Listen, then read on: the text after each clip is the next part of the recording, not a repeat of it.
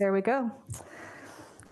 All right, so just a heads up, we currently do not have a mayor. We're doing mayor elections tonight. So as the city clerk, my name is Amy. I'll be running the meeting in the interim. So the first thing we have is I call this meeting to order, and will you please join me in the Pledge of Allegiance? I pledge allegiance to the flag of the United States of America and to the republic for which it stands, one nation, under God, indivisible, with liberty and justice for all. Thank you very much. I will now do roll call. Councillor Downer. Here. Councillor Butler. Here. Councillor Lowe. Present. Councillor Anderson. Here. Councillor Janice. Councillor Rudder. Here. Councillor Farrell. Here. Thank you very much. Nice to see you all.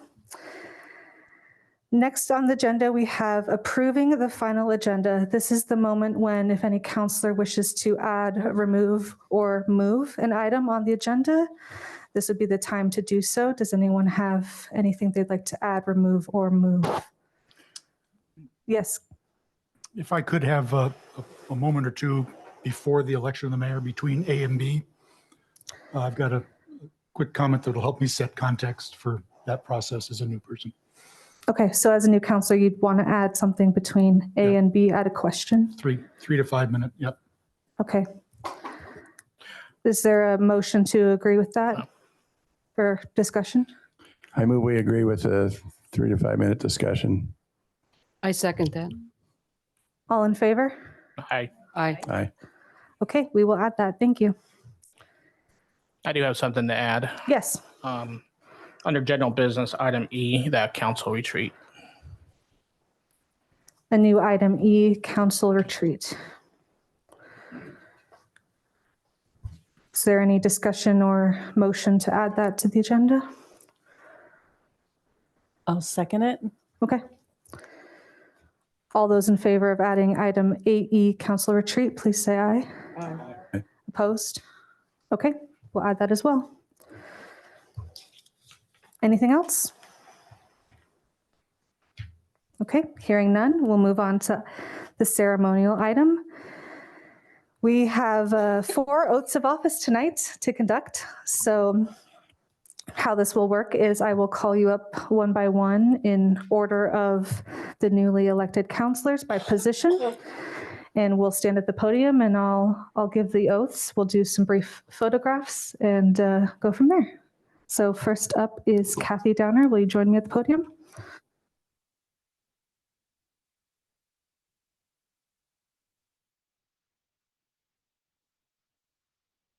Try to capture both of us at the same time.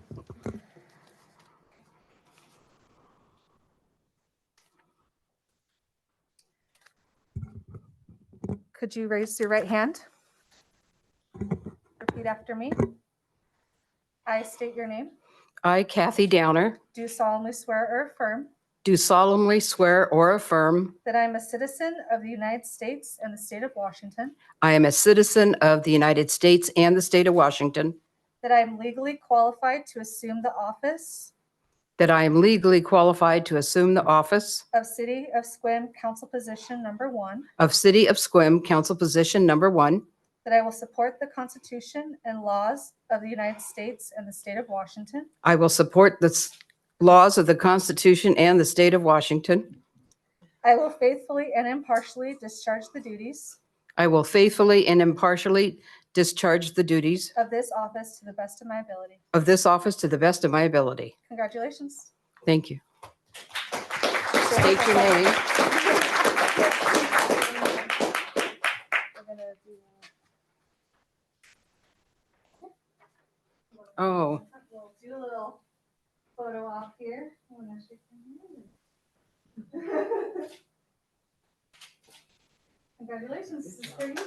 Thank you.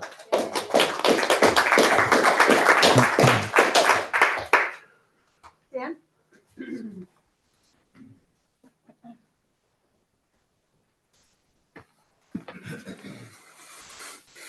All right, raise your right hand. I state your name.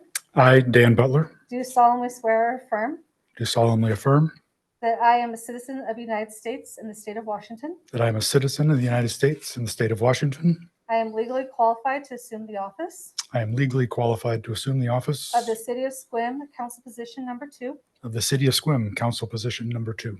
I will support the Constitution and the laws of the United States and the state of Washington. I will support the Constitution and the laws of the United States and the state of Washington. I will faithfully and impartially discharge the duties of this office I will faithfully and impartially discharge the duties of this office to the best of my ability. to the best of my ability. Congratulations. Thank you.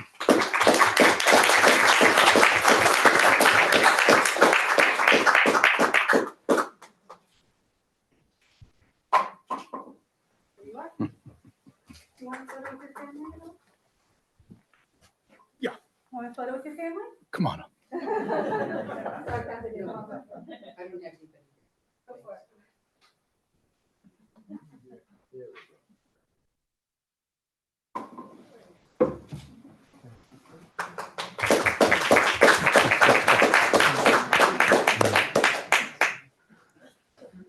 Harmony?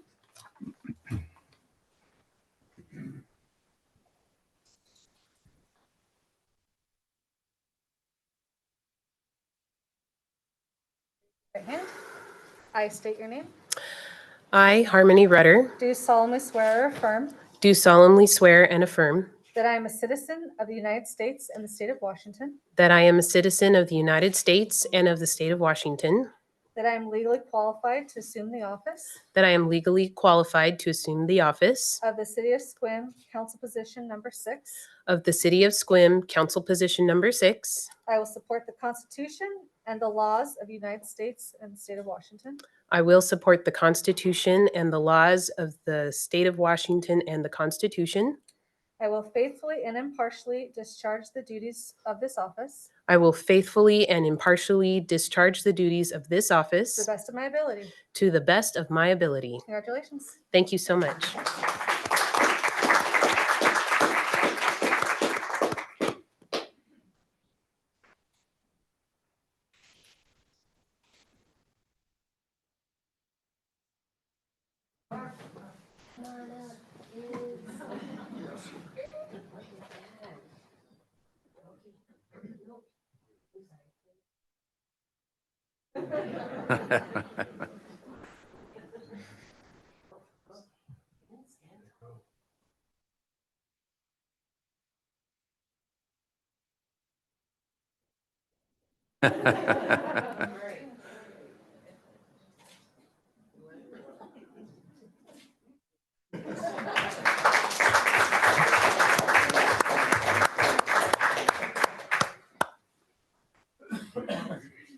Tom?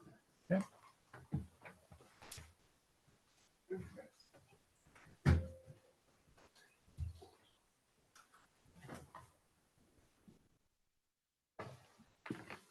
Hello. How you doing? Ready? Sure. Raise your right hand. Yeah. I state your name. Tom Farrell, Do solemnly swear or do affirm solemnly swear and affirm I am a citizen of the United States. I'm and a the state of citizen of the United Washington, States and the state of Washington, legally qualified to assume the office. legally qualified to assume the office. City of Sequim, Council Position Number 7. City of Sequim, Council Position Number 7. I will support the Constitution and the laws of the U.S. and the state of Washington. I will support the Constitution and the laws of the U.S. and the state of Washington. I will faithfully and impartially discharge the duties of this office. I will faithfully and impartially Discharge the duties of this office to the best of my ability. to the best of my ability. Congratulations. All right, thanks. Let's do a quick photo.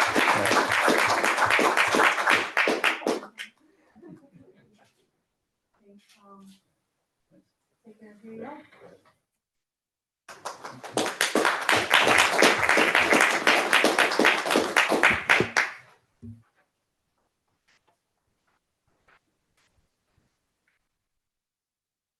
Thank you all for that.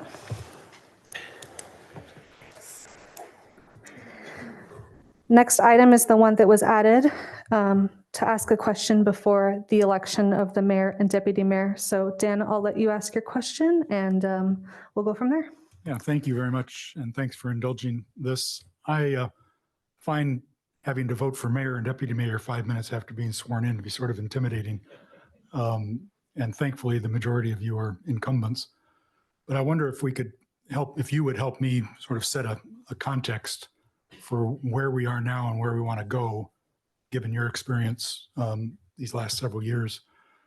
A high value of mine coming in to this role is unity, not uniformity, but unity, or to riff on Harmony's name, harmony. And to have good harmony, you have to have multiple notes, but they have to know where they're starting and where they're headed. So I've used in various other contexts a model, and I don't know if we can get it up on the screen, an S curve or a sigmoid curve that that starts at a certain place. There we go. Thank you. And you see a learning phase and then a growth phase, then moving into a decline. And then the next image, please, Amy, if you don't mind marking that up a little bit. I just sort of arbitrarily chose 2020 as the beginning of the pandemic, as a perspective of the citizen. The city council was at a point of disharmony. There was a lot going on, and we were sort of in that bottoming out part of that curve there in the learning phase. In the last couple of years, my observation, again from the outside, is that we are well into that growth phase. There's been a lot of good movement, a lot of healing. There's increased harmony, if you will. And I'd be curious to know on this sort of subjective, the vertical axis there of just functionality or however subjective value you put there, for the incumbent council members to help me understand where we are along that curve. Are we getting close to that first yellow star where we need to start thinking about making a jump or a change so we can catch the next growth wave up? Or are we maybe further down there past the learning phase, but just into the growth phase where having continuity would serve us well to continue to grow? So I don't know if anybody has any immediate comment, but as we get into which would be interesting, but as we get into nominations and elections and anybody that's nominated has an opportunity to comment, if you would comment for my benefit using this frame, if you will, sort of to set the context. So thank you. Let me make a quick comment. Basically, it's a life cycle curve we're looking at here, and there's no time frame on it. Going into the growth phase of any situation, there's in essence a plateau and a regrowth. The decline period of time might be 10 years from now, might be 2 years from now. So I think when you look at the growth phase where to me, we've created stability over the last 2 years and we're moving forward. So I think if we're all looking at the decline in this next line, that's something that we don't want to see. And so I think in terms of continuity or new spirit, I think new spirit is important. I don't care how long a person's mayor or councilor, it doesn't matter. And I'll have a quick comment too, just that I'll agree with Tom in the sense that the last couple of years have felt like a lot of stabilization, but also there was growth in the sense of we had a whole, well, not a whole new team, but it felt like a whole new team. And we were learning about each other and how we all want to move forward as a unit. And so I think that we hit that stabilization mark and we've been growing a little bit, but I still think we have a lot of room to grow.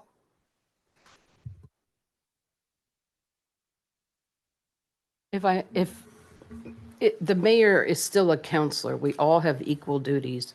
The mayor runs the meetings, and there's a huge difference between the meetings, the way they were run the last 2 years, than the way that they were run before that. And it was less conflict. We supported each other.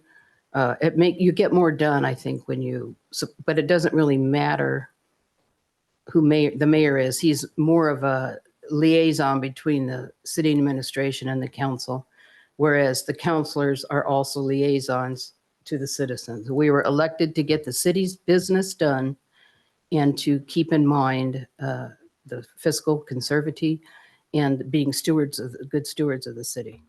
Does that make sense? Okay, thank you. I agree. There was like, when we came in, there was a big change in the way the meetings have been run. There was a lot of infrastructure work that had to be done. There are a lot of things that need to be fixed, I think.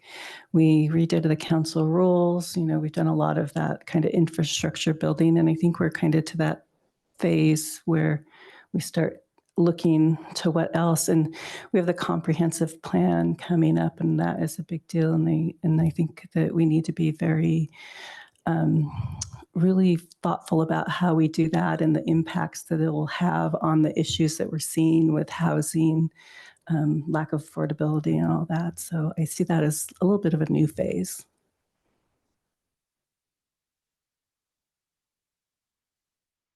Any other comments? Harmony?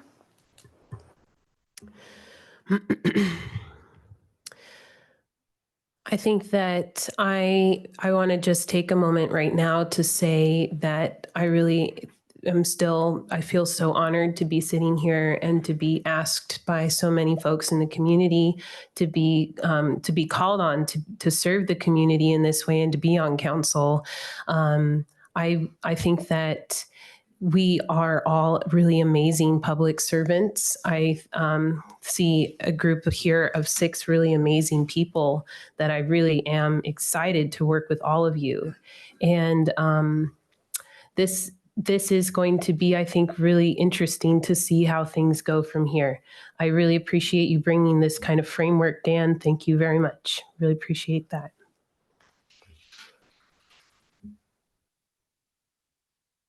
Just one more comment after hearing these. I think one of the things we don't have to worry about in a city council versus perhaps in a business is we don't have to worry about the problem of groupthink. I think that we have different opinions up here, and I think no one that I've ever experienced up here is unwilling to stay their stand. And I think that's very important that we avoid a groupthink where everybody gets along too well, thinks too much the same. I don't think that's an issue here.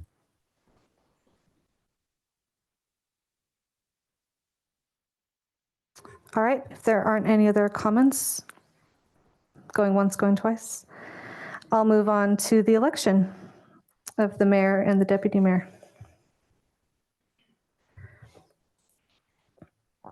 So, as we discussed at our last December meeting, there's a outlined process. I will go through that step by step. I'm going to open the nomination for the position of mayor. We are only voting for mayor at this time. After the mayor has been elected, they will conduct the deputy mayor position election. So no nominations will be accepted until I make this announcement. So council members may nominate themselves, and nominations do not require a second, just to recap that. So councilor members will be raising their hands and recognized by me before making a nomination. So nominations will be taken by who raises their hand first. And should 2 people raise their hand at the same time, they will be taken based on the order of your position number. And after the nomination period is closed, there can be no further nominations. A nominee who wishes to decline the nomination must do so immediately after the nomination period closes. So, and then after the nomination period is closed, you'll have 3 minutes to speak on why you should be elected mayor. The first candidate who receives at least 4 votes will be elected mayor, and I'll walk you through that process. So I'm now opening the nomination period. Please raise your hand to be recognized if you have a nomination to be made for the mayor position. Kathy. I nominate Brandon Janice. Okay. Are there any other nominations? I nominate Rachel Anderson. Are there any other nominations? I need to ask 3 times. Are there any other nominations? Are there any other nominations? Are there any other nominations? Okay. Nomination period is now closed. If a nominee wishes to decline their nomination, they must do so at this time. Okay. You will have 3 minutes to speak on why you should be elected. First up is Brandon. Brandon, please speak for 3 minutes. Thank you. All right, it won't take 3 minutes. So I've spoken to a lot of people about this and what it means to be mayor, particularly in our form of government where we have a weak mayor form. And looking at it, anybody can sit up here and lead a council meeting. It's really not that difficult. In fact, I think, Rachel's done it. Anybody could sit up here, and if elected, everybody would have a chance to be the presiding officer. But it comes down into, it's like what Kathy said about being the liaison between council and staff and understanding how the process works and not being afraid to step out and push ideas that this council has, whether it's the CHIP grant, whether it's working on the council rules. It's taking the whole unit, all 6 of you together with your different opinions, strengths, weaknesses, sitting down and figuring out, hey, what is the best path forward for this city? How do we address homelessness? How do we address housing? How do we address these issues that the citizens are struggling with healthcare, with childcare, these type of things? So it's more than just sitting up here and asking for votes on different agenda items. It's helping move this council's agenda forward for what the city deserves and needs from us. I think going back to unity and everything before, we never would have gotten to a point where we would set a moratorium for mobile home parks. It would have been a huge process if everyone got to it where being able to work together, it was a one and done thing. So I think, again, taking this council's ideas, all 7 of us with our unique ideas, figuring out a way forward for them and acting on them, playing offense and not defense. So that's what I hope to bring if elected. Thank you.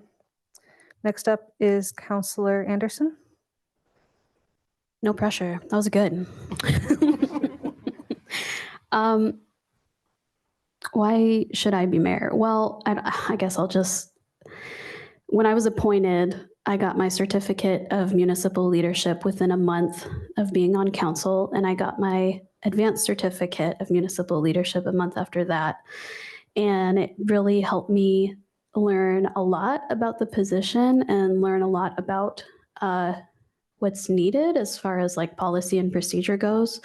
And I think that mayor needs to be a person that can marry really strong communication, interpersonal skills, and analytical thinking, and data-informed decision-making, and also make sure that everybody is following policy and procedure, ideally, to the best of their ability.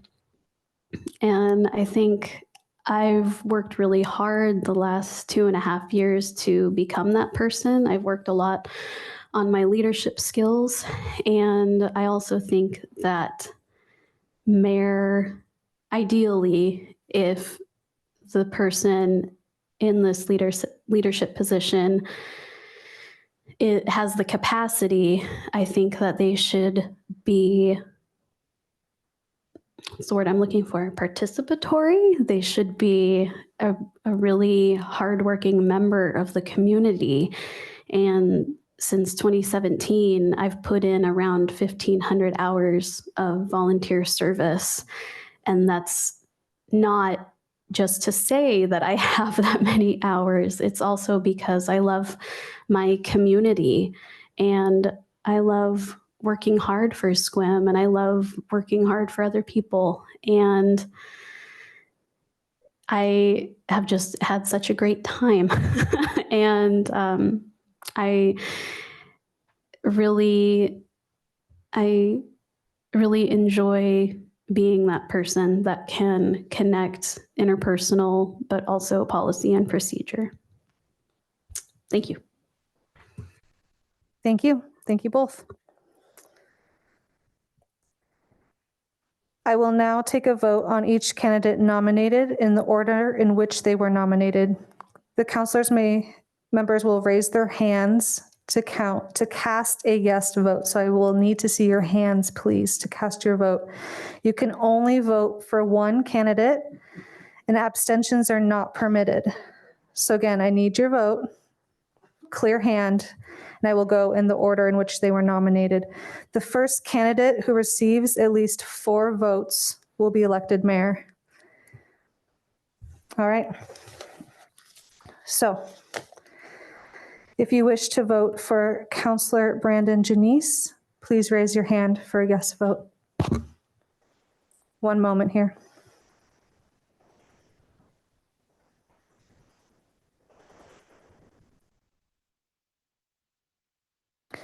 Thank you. That's 4 votes for Brandon Janice to be mayor. 5, I'm so sorry. Could you raise your hands one more time? I'm marking a sheet here. Downer, low.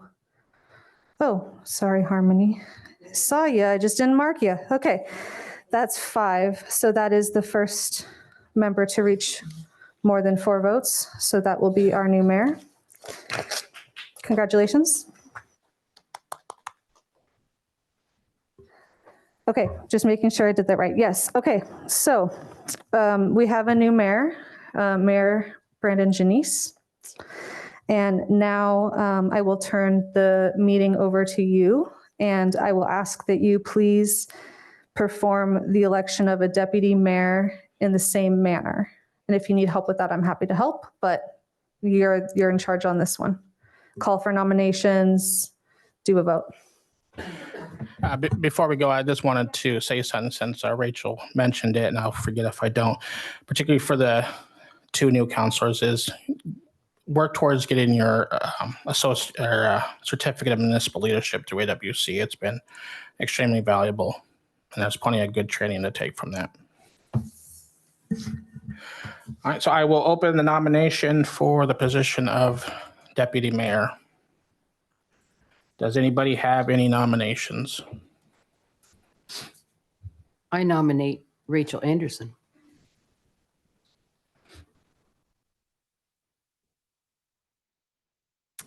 I was also going to nominate Rachel Anderson.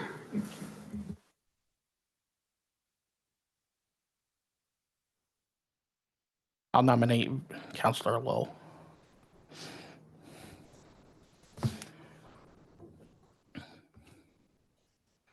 Any other nominations?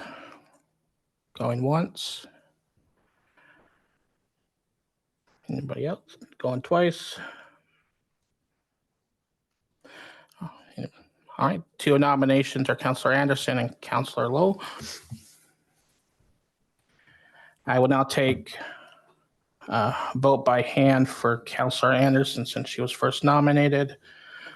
All those in favor of Councillor Anderson for deputy mayor, please raise your hand. Yeah. I was going to say, do they get to speak first? Oh, that's right. Yeah. Shouldn't she say Yeah. a few Okay. words? Thanks.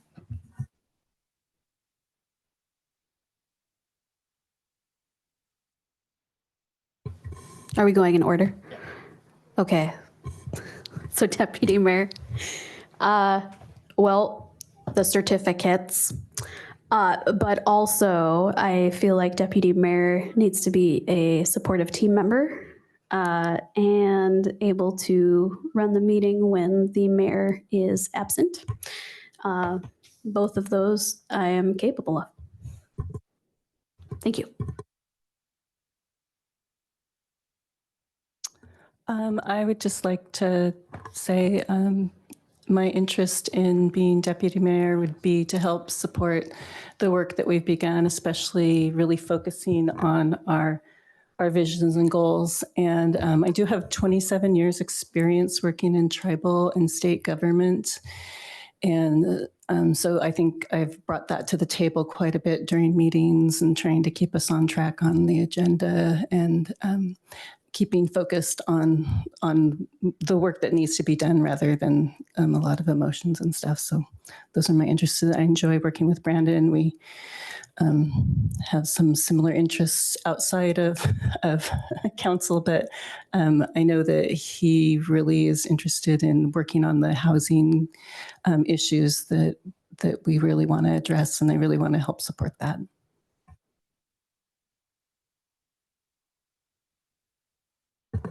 Okay, so we will now do a vote by hand for position of Deputy Mayor, Rachel Anderson. All those in favor, please raise your hand. Another point of order.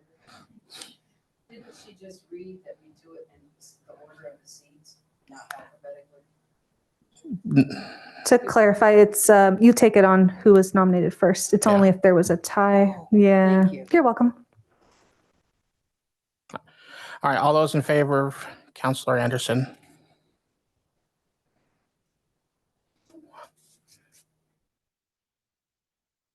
All right, I see 5. That is a majority. Okay, Councilor. All right. New Deputy Mayor, Rachel Anderson.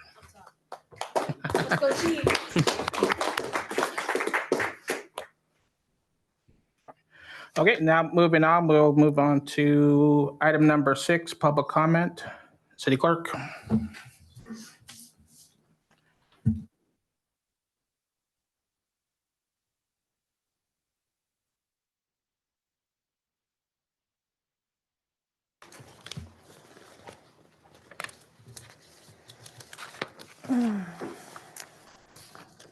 Thank you, Mayor.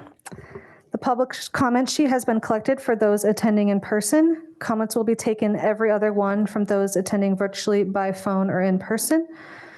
For individuals attending in person, please take a moment to silence your cell phones.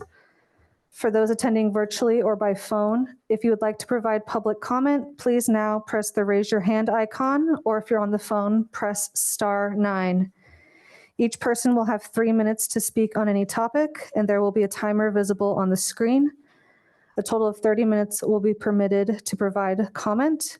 Please state your name if you live in the city of Sequim and if you're representing an organization. No one has signed up to speak in the room tonight, so Anthony, can you confirm if anyone wishes to speak online? Yes, we do have a speaker. We have Miss Candace. Candace, you may now unmute your microphone and you may address the council. Hi, Candace Pratt. I live in Sequim, and I want to congratulate the new city councilors. I want to thank you so much for running, and I congratulate you, Brandon, as mayor, and Rachel as vice mayor, and I look forward to the years ahead.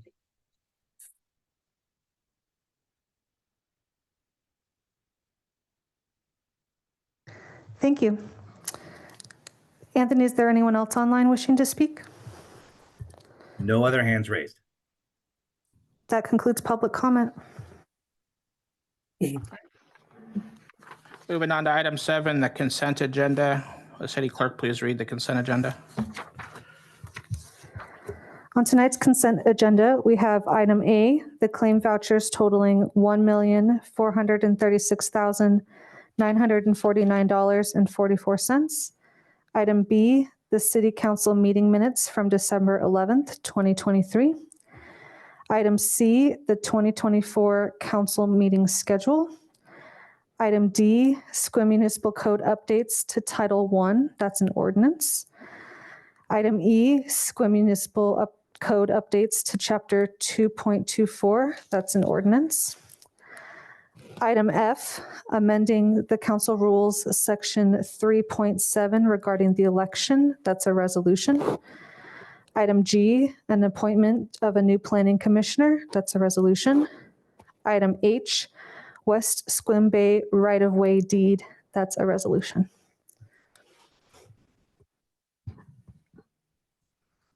Is there a motion to approve the consent agenda?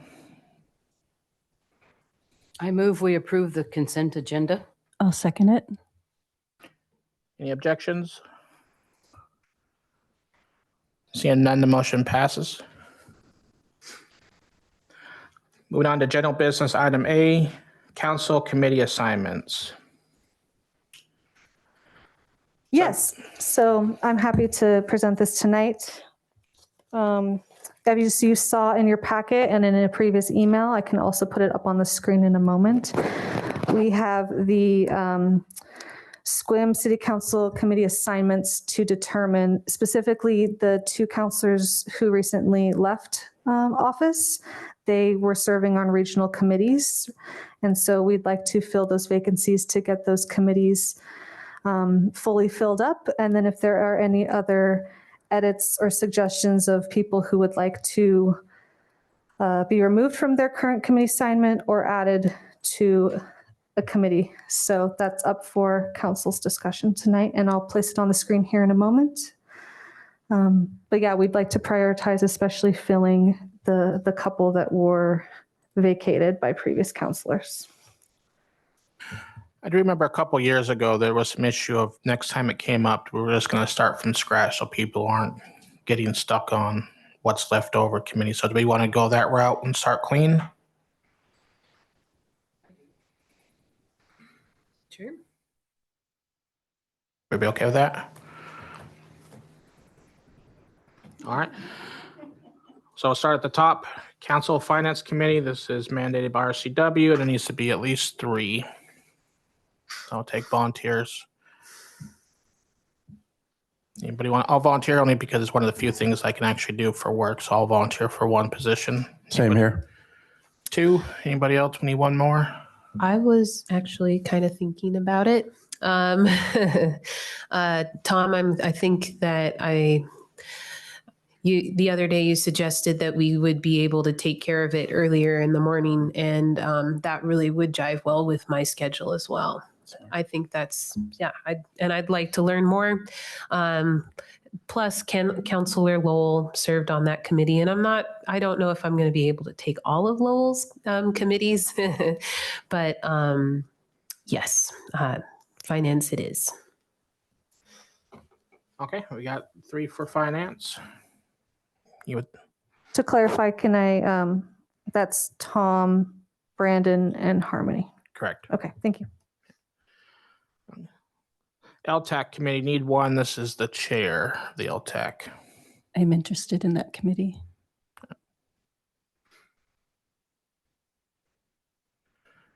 Everyone okay with Councilor Lowe? All right. Clallam County Law and Justice Council by RCW, need 1. Meets very infrequently. I've been on that committee for 2 years and they haven't met once, so. Okay. I'll take that committee. No, seriously, I'm happy to.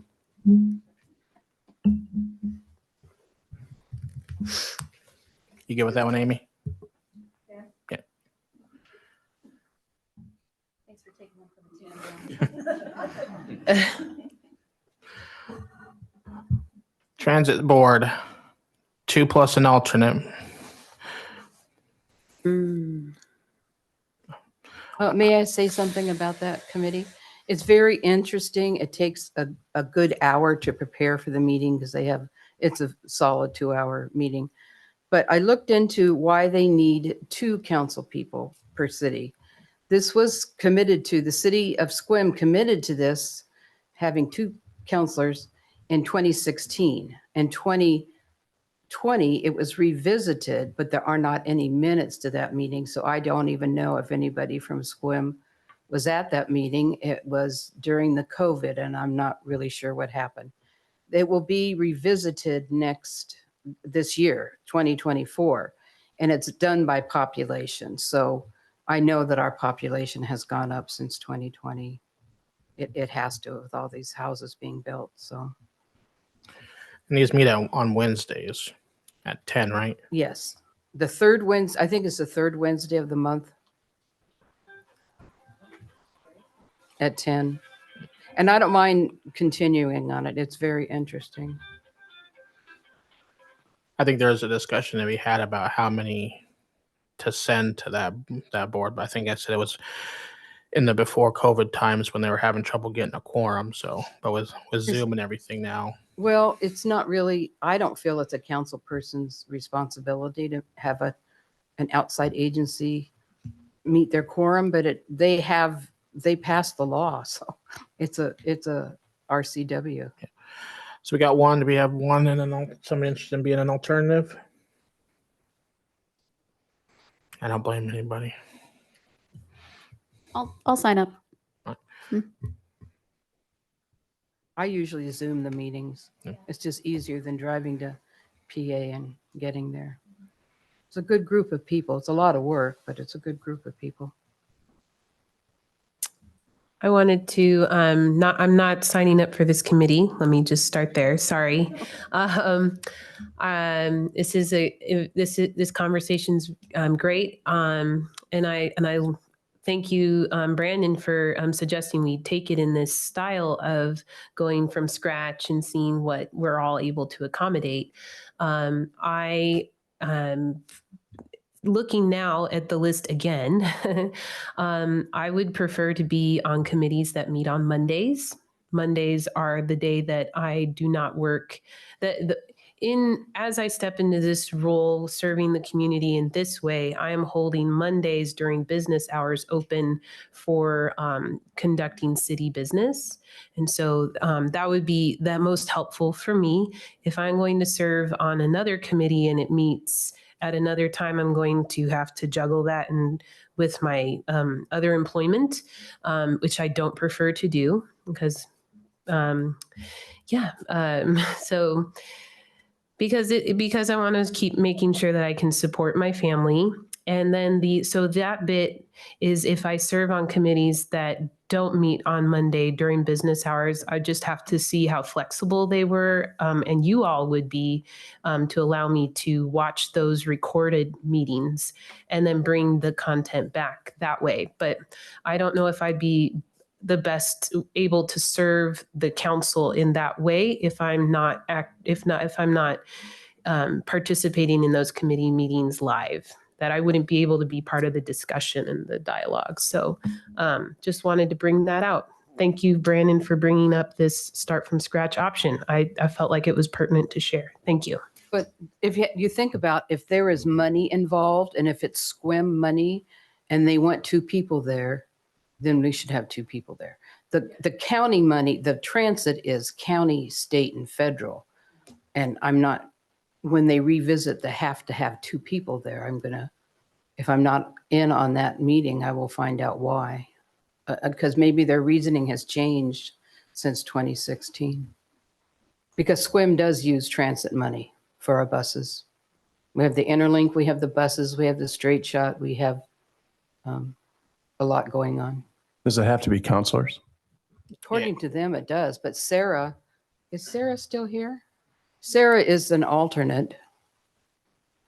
I'm not even talking about staff. Is there Yeah, room Sarah's for- the alternate to that I committee. understand, but is there room for citizens? I can go back and ask them. Yeah, be a good thought. Mhm. I think it has to be by RCW elected officials. Although there is a bill to have 2 appointed from the That's a good citizenry. question, Tom. So we still need an alternate. It's 2 and an alternate. I'm sorry, who signed up for it now? Is it Rachel and I. Okay. They're both pretty good. I'll put my name down, but just rest assured I work Wednesdays, so. All right. PRT, PO, the Regional Transportation Planning Organization.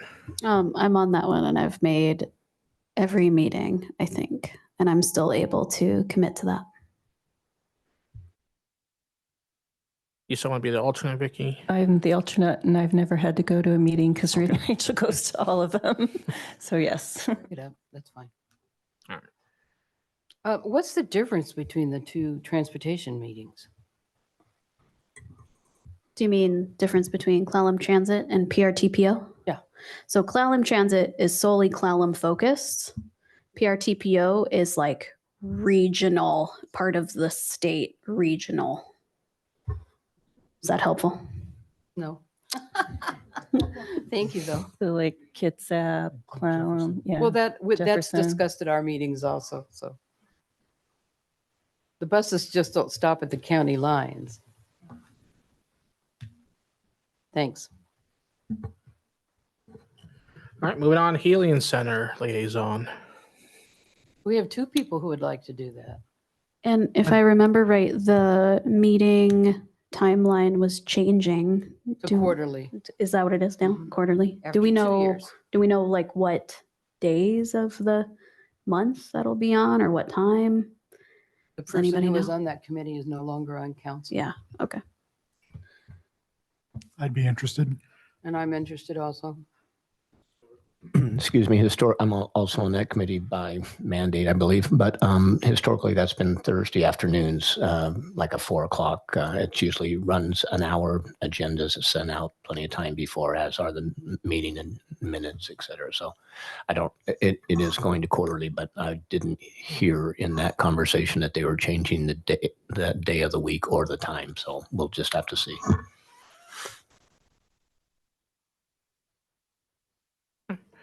Good on that one, Amy. Okay. Housing Solutions Committee. Wait, Oh, there's 2 people that 2? volunteered for that committee. We need one of us. I volunteered. I wanted to volunteer because I have a background as a nurse in alcohol and drug detox and rehab. It was a long time ago, but addiction is addiction is addiction. It's the same dynamics as it was when I worked it as a nurse. And Dan may have a background in it also. No, just an interest in that aspect of our community development. So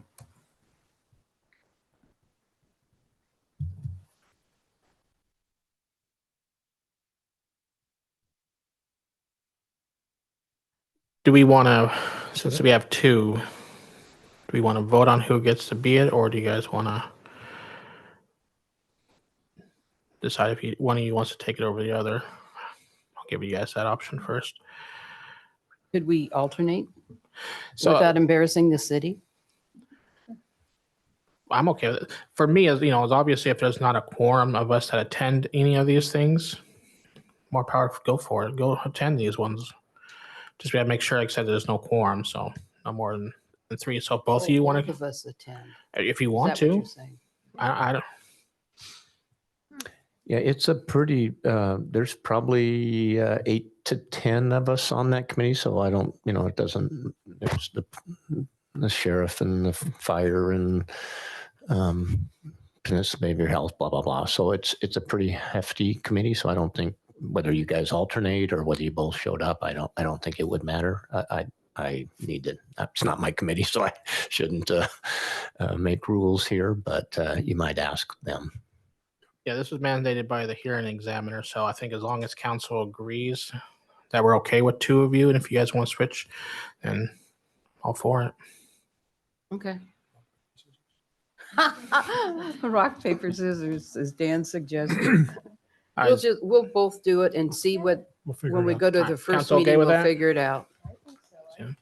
Sure. You both are really passionate about the subject. Go for it. And their committee says go.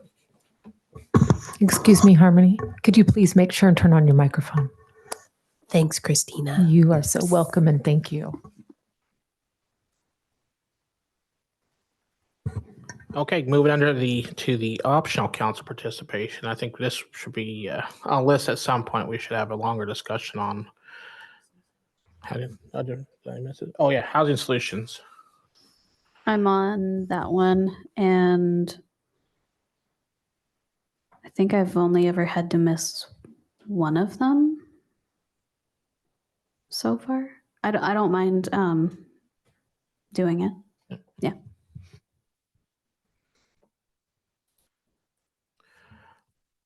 Okay. Planning Commission liaison.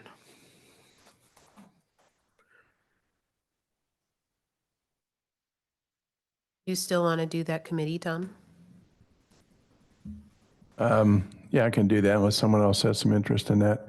I'm going to be picking up a lot of international travel coming up here starting in February. So I'm having a tough time on solid meeting times. So if you're interested, someone else might want to take that.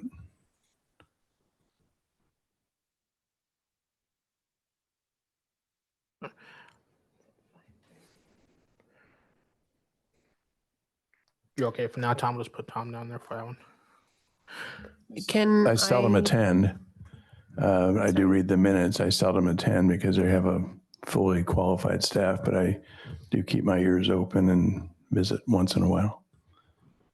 I was going to That's- say I don't think we need an alternate, but I'd be happy to fill in if you need someone to attend for you while you're traveling. That'd be fine with me. I would be interested in it, Good, but then. only if somebody else wants to be the liaison to the Arts Commission, because I don't think it makes sense for me to be liaison to both, and they meet on Mondays. I noticed that. Yes, I would like to do the Arts Commission, please.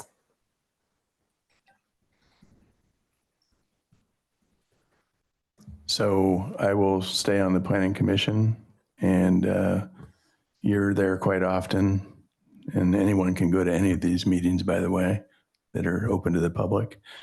And if you would like to be an alternate on that, we'll see how my schedule works out. It's going to be schedule is going to be kind of bumpy this semester, this next 4 months. Okay. Sharice is at each meeting, correct? Yeah. We're talking the plan. Were you referring to the Planning Commission, Kathy? Okay.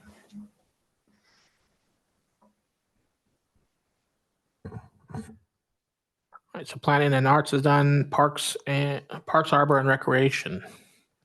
Anyone interested in that one? Harmony, it's on a Monday. I was just about to say, can I be on this meeting since it meets on Mondays, please?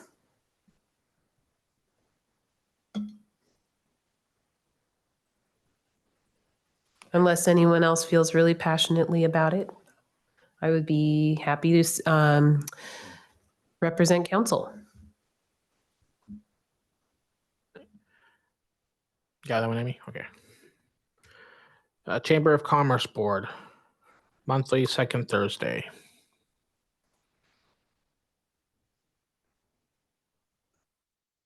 Anyone interested in that one?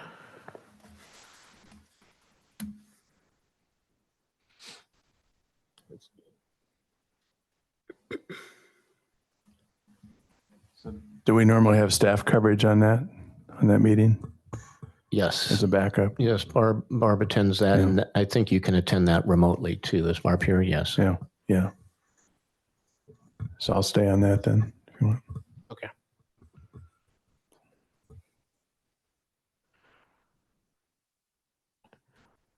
The Clallam County EDC, monthly, third Thursday at 11.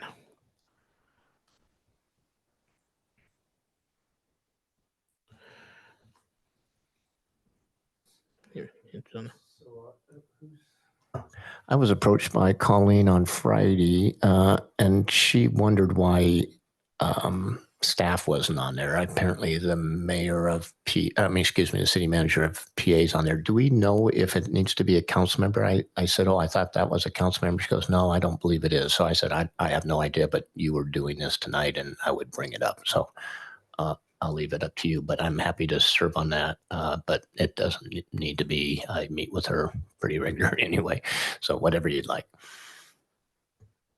Council okay with that arrangement? Because if you've been to the meetings, all you have to do is report back if there's any change, correct? Yeah, I haven't attended the meeting. I just meet with her offline. We meet once a month, just here at City Hall. But it sounded like she was trying to recruit me. I said, well, let's see where it goes here. But the policy or the bylaws must not say it's a council member. Does anybody know for sure? The council member on it. Right. And that's what she was. I don't think it required under anything that I found, at least when I did the council rules. I think it was just everything on that top section. Everything else was, it says optional. Yes, I think So, you're right. Yeah. Yeah, I certainly don't want to take one of your positions away if you have interest. This is your meeting and your assignments, but it's up to you. I'm happy to serve if you'd like. Everyone was okay with that? All right. North Olympic Development Council, fourth Thursday of the month. Anyone?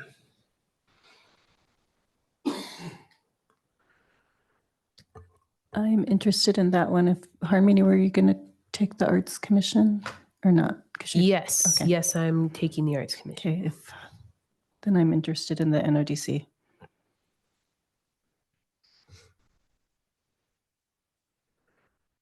Solid Waste Advisory Committee, monthly fourth Wednesday.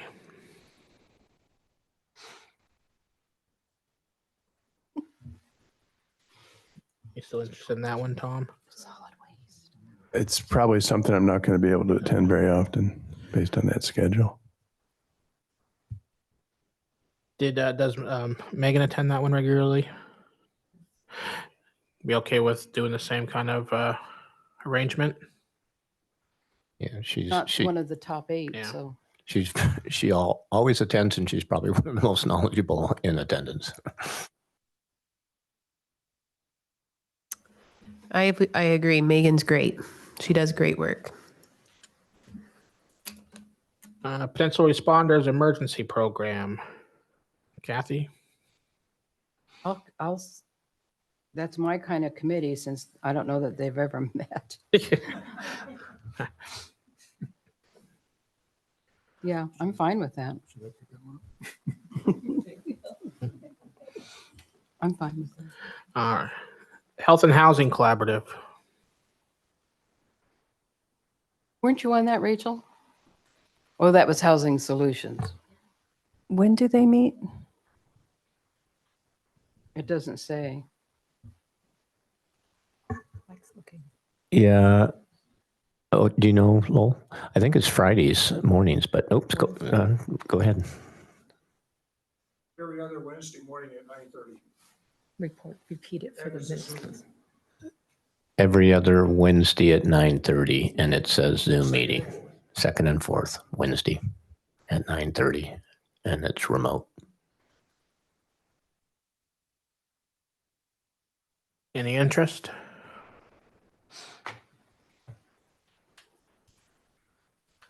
The staff regularly attend this one as well? Yes, It definitely. looks like there's 3 or 4 staff people. There's several. already. Yes, Sherry's been a regular attendee. Marin will be attending.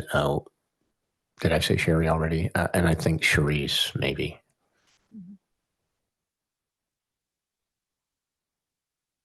If there's no interest, be okay with the staff acting as. I think our staff will do a really great job, and I hope that they bring all of that back to us. I wouldn't say that there's a lack of interest. I think that the work of this committee is very important for our region, in our city, in our community. So definitely interested, but we have a superstar team of staff on there. Everyone good with that? Okay. I'm meeting with their leadership, I think Thursday or Friday for a couple hours just to update them on the grant that you just gave them and deliverables and things. So, yeah. All right. Sister City. I'll stay on that. Just be aware that you never know when they might have a mayoral trip to Japan coming up. So just let you know. Get your passport ready. So I started going to those meetings, and Tom, if you're open to it, can I fill in there? Sure. I think anyone should attend any of these meetings if they're interested. Cool. Thank you. Okay. On the rotating, let's see. Homelessness Task Force. Vicki, you're on this one. I'm happy to continue unless somebody else feels strongly about it. Be okay with that? It'd be an area of interest. I don't want to. Continuity, like I said at the beginning, is a value. So I'm. No, I'm happy It's up to to. you. If you want to attend, we can chat and I can get you up Good. to speed. Yeah, let's talk about Okay. Everybody So good with that? then- Okay. Not on the Board of Health this go around as well? If I'm not on the homelessness task force, I wouldn't mind attending the Board of Health, and let's see. Is it our turn or is it PA's turn still? Anybody? Do you know Amy, perhaps?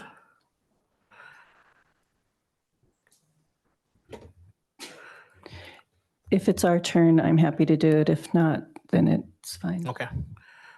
Everybody okay with that? Okay. Boundary review, I'll stick with that one. I think they've already asked and the commissioners have approved it, so. Developmental Disabilities Advisory Committee with the county. Looks like PA has this.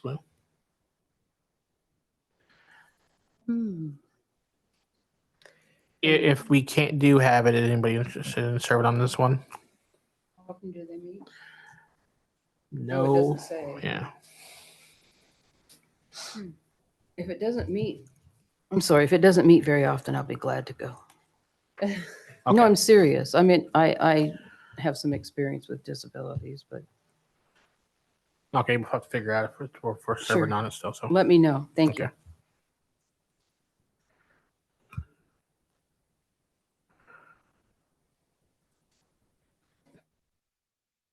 You got that, Amy? Okay. Sorry, I was just mentioning that I think Vicky's looking up the meeting here. The last meeting on their website was in February, but before that, they were meeting quarterly.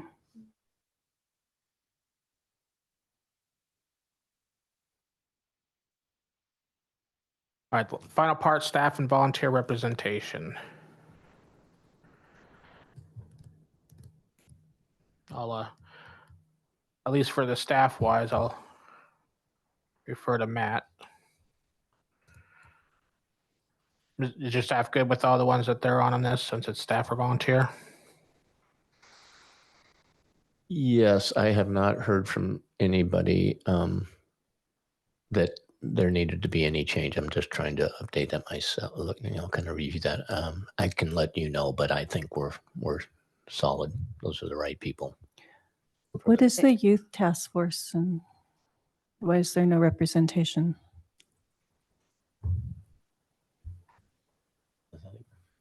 I haven't heard of that one. Are we in charge of that? I don't know is that a school committee or is that ours?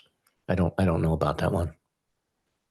And this is a sheet from years past. So we updated it the best we can. And it looks like we don't have any information on it. So we can try to ask around. Yeah, I can look into it, but I don't think since I've been here for 2 years, I haven't heard of that. But that may have been a COVID issue. So I am going to take a wildly speculative guess, hopefully out of some, of the cobwebs of my memory banks. But I believe that this was something that was started with the school, perhaps, or with Rotary, but it was not a city initiative. Again, heavy caveats on this, but I believe that the youth task force, I think, and maybe actually, Mike, you might know, did the youth task force at some point combine or be absorbed by the school district or through the homelessness committee? Okay. So for purposes of the record and for council, Mike Hill, Deputy Chief, indicated that we, quote, stopped doing this committee for years ago for reasons that are unknown to us at this time. But like I said, I seem to remember there being some speculation and perhaps confusion that there was too much overlap with perhaps another group. So again, to the city manager's point, happy to look at it, but that's what I remember.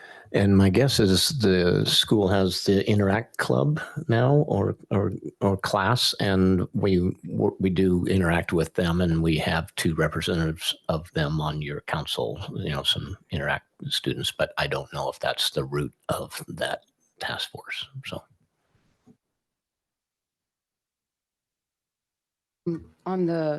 I am the alternate for the Marine Resource Committee, but, and they just started a new subcommittee, which I was on for a month. I just told them I can't do it any longer because it conflicts with my transit meetings, but maybe Harmony, it's on a Monday, and Harmony knows much more about the environment than I do, and they do a lot of environmental work. Maybe Harmony would like to be the alternate, because Ann Soul and Megan Uker attend the meetings. I would love that, actually. Yes. Thank you. Thank you very much, Kathy. I will serve as alternate on the Marine Resource Committee. It's a good group And of people. you're okay with the 6:30 time? Bring it on. Okay.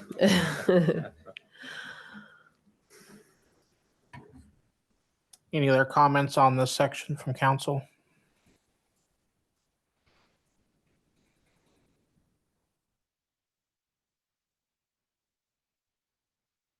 Seeing none, do you have everything, Amy, you need? What is the very last one? Is that lead entity or lead entity? North Olympic. Which is what?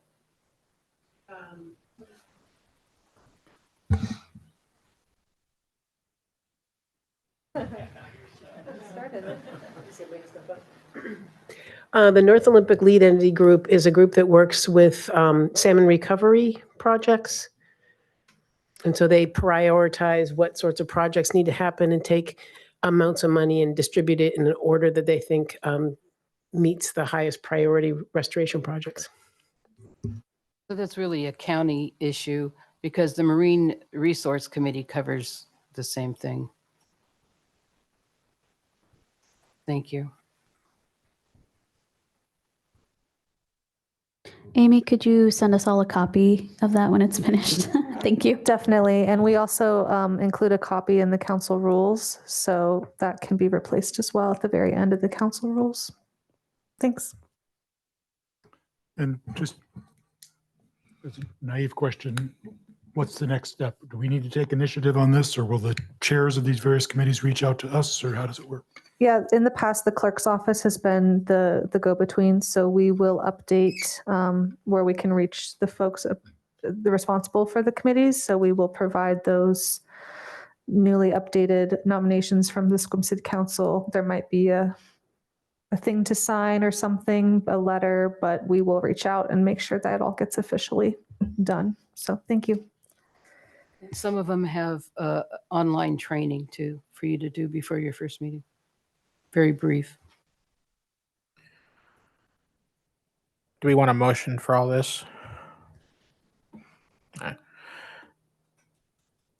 Anyone want to make a motion approving the committee assignments? I move that we approve the committee assignments as discussed. Second. Second it. We moved and seconded. Any other discussion?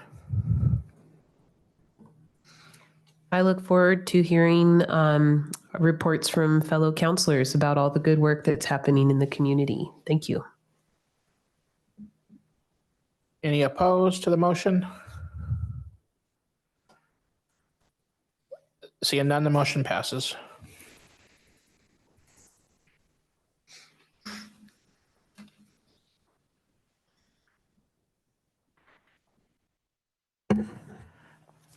Moving on to item B, code update, SMC 2.06 for the city manager versus First Touch. City manager. Thank you, Mayor and council. Welcome. So this is a first touch. So this is the first time it's been presented to you and to me. It is, as the executive summary says, really brought forth at the request of the city's code scrub team. As you know, they are constantly looking at our existing code and trying to update it to current state code and trying to bring efficiencies to old code. So this addressed three different areas. It has my name on it because it has to do with city operations and a kind of across the departments. And so I'm happy to present it.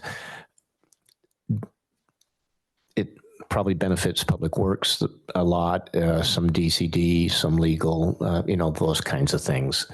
Would you like me to walk you through the three components of it, or should I just answer any questions? It's mostly really just cleaning up old code, but I'm happy to answer questions. I have a question. Mm-hmm. If you're reading the 2.06.020, the duties, it says renting or leasing city property for up to 5 years. Do you have an example of any city property that you signed off on a lease for up to 5 years? I will, for purposes of the record, Christina Nelson Gross, City Attorney, I will jump in on this one because I think this might have been before your time, actually. But that particular provision is already in existing code. And probably the best example of that is the Pandamore Bakery across the street. They've rented from us for several years. We typically renew that lease agreement in 3-ish year increments. But without that, any type of lease agreement, all of that would have to come before council. So the thought was, at least when this was originally delegated to the city manager, I think in 2014, the idea was that the council did not want to see these types of things. So what we're proposing here is a continuation of that. And the Pandamore is an example of those types of things. I don't know that I'm comfortable with the number 5. I don't know how anyone else on council feels about this. So what I would say is that if council decides that they are not comfortable with that, not moving forward with this code doesn't change that. Council would need to vote on a motion that directs staff to bring back the actual code section 3.14, where that language actually lives, and bring it back for discussion. Okay. Thank you. Anybody else? So I would echo what Kathy said. I'm concerned on, the leasing up to 5 years. Is Pandamore the only one that has a lease like that? I don't know that I can answer that off the top of my head, but other similar types of situations would be, for example, the employee housing that was occurring up there on Gerhard Park, where we had our interns come in and live in that house for approximately 6 weeks. If the city manager did not have authority to do that, we would need to bring that to council. Another example would be we gave, I think it was for Sarah, Hannah, I'm looking at you. Was it for Dr. Standard Park, where we gave somebody some temporary permission or a license to go in and do something on our property? Am I remembering that? Does OnlyCap rent that building across the street from the city for Head Start? They own it. Okay. Okay. Thank you. Commissioner Downer, I'd be curious to know what sort of number you would be. Well, we're not going to vote on it tonight anyway, but I think we should explore it. I'm comfortable with temporary license agreements and temporary easements, but I'm not sure about leasing or renting for up to 5 years. Yeah, that's up to you. But that's what it is. That's what I've been told it is right now. It currently is and has been for quite some time. So it's not a reach for more time. Right. Why would you think 5 years is too long or too short or what? No, I think it's too long. I mean, you understand leasing out there. Sometimes you have 10, 20-year leases, even though they can be broken and so forth. For a business to go into a place with that investment and you give them a 5-year window to succeed is sometimes unfair commercially. Do you think it's too short? I think it's just right or too short. I mean, you can have escape clauses, ways to look at it at 5 years. But 5 years to me for a going concern is very reasonable. My concern is that if the city decides to do something else with that property or that building or a corner of the park or, you know, whatever the situation is that we are locked into a 5-year lease. That's why the lease has to be written, probably was, where there's escape clauses based on a satisfaction. And I understand what you're saying, but I think that we're not going to vote on this tonight anyway, that we need to explore it a little bit. Thank you.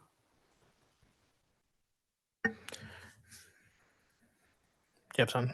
Well, I was just going to ask you about your suggested changes. Yeah, and the other one is, I have take pause with the reviving policy since that's in the purview of this council. So I have issue with that one as well. I'm okay with the temporary license and agreement and easements. And I think it goes back to having oversight in what's in purview of this council and its role in our system of government. So that's why I suggested the changes. Where are you reading that at, Brandon? My changes? The paragraph you're reading from. Highlighted under blue. Second. Yeah. Second. Oh, Did you get my suggested changes from Amy? It's on the cover sheet, the back side of the cover sheet under the second paragraph there. And I guess I had to ask for clarification on that. So I'll, knowing this is just a first touch and we're kind of kicking it around and my name happens to be on the top of this cover sheet. That is, again, I was told this is only for certain policies and stuff. This is not for staff to ever get into the policy decision, but this is for efficiencies, guidelines on how to implement your policies in an operational way, not to set policy at all. But if once you set policy and we go about it a certain way, and then all of a sudden we do process improvement or we get by some software or anything that changes the way we implement that, your policy, can operations have that right to try to bring those efficiencies and changes to your policy? So I would take issue with the word policy. Procedures, I'll give you all day in order to implement policy, but I would take issue with the word policy then included. Yeah, I agree. I don't mess with policy. So we were trying to slowly change that to guidelines, and because city doesn't do policy, you all do policy. How it's implemented is completely within your purview. So, And what I would say, Brandon, is that if it would alleviate your concerns, it is very easy to substitute the word guidelines for policy, because that is in effect what it is that we're trying to do, is to give staff the flexibility to amend those internal operating guidelines in order to change things more efficiently. Happy to do it if that would make it better. well, yeah, again, like I said, procedure and implementation is completely, if it didn't even have to be codified to understand that that's your lane. So how would we be able to move forward? Could we motion to approve this code scrub and then say with the caveat of removing the word policies, or would we have to bring back, what was it, 314 in order to update that language? So I think that last part, the 3.14, is an outstanding issue with this council. I did not get clear direction on that. I understand that was Kathy's request, but I did not see a consensus from council. So I would like something specific from council to show that. Short of that, if council were okay with this or wanted to make some other amendments, such as substituting guidelines for policy, it would be helpful to just have those articulated in the motion to make sure that we capture those so we can bring them back to council the next time. It already says guidelines, so if you take out certain policies, comma, and just put revising procedures and guidelines. do we want to have another more discussion on the lease issue of it? So do we want to bring this back then? yes, if that's okay. Okay. I just wanted to quick comment and say I don't Is mind the this 5 years. Time if we- restricted? Is this time restrictive? I'm sorry, Does you this mean need- yeah, the code this- change? yeah. No, absolutely not. This is just internal cleanup, trying to get to where we are actually operating, and we'd like our code to reflect that. So no time crunch. If we pass this and go and look at 3.14, remove that clause about leasing, it nullifies this, correct? It would, so what I would suggest is that if, Does it even need to be included? Let me ask you that. well, that's, so if you reject that part of this code, first off, we're not adopting it tonight, right? So we would need to have that clarification in the ordinance come next time. But it would be helpful that if council had an idea that they wanted that removed, if we were able to determine that tonight, then what would happen is when we would bring this code back to council, we would be bringing the 3.14 code section back and changing it as part of what we call our ancillary code, our other codes that are affected by council policy decisions. So if council makes the decision tonight that council is not comfortable with the 5 years, and let's say council wanted to reduce it to 3 or 1 or what have you, we would be bringing back the 3.14 as a companion piece to this for council to vote and discuss next time. Hopefully that made sense. Is that what council wants to do? Is that okay with everybody? So this is just first touch, so we're not voting on anything, but make sure we give staff directive. Are we looking for thumbs up for people? I would prefer that we let them. Show of hands, everybody that wants to have that brought back as together. Everybody clear what we're raising on? Sort of. They're bringing, this will be back for a second touch, but we're also bringing back 3.14 to discuss lease lengths. Yes. All right. Show of hands one more time, just so we have everybody has a clear understanding. Okay, and so thank you, council, for providing that clear direction. And I think in the interests of time, and since I'm not sensing a time limit that council is comfortable with, we will be bringing these 2 items back with no timeline established. Is that okay? Yep, so everybody think about what Do they, you want guidance tonight as to what the timeline is, or can it wait 2 weeks? That's really up to council, but if you're looking to adopt it sooner rather than later in order for us to prepare draft ordinance language for adoption, it would be helpful for us to know what that timeline is. But if we're just talking about the amount of time and not the concept of delegating itself, I think I would be comfortable if we just brought it back with an open book, so to speak, on the time, and council could include that in their motion that night. Is that acceptable? By time, you're referring to the length of leases? Yes, yes. everybody's still good on that? The staff, are we okay on removing the word policy? For sure, yes. Show of hands just on that one. Everybody that's good on that? Okay. Staff got that.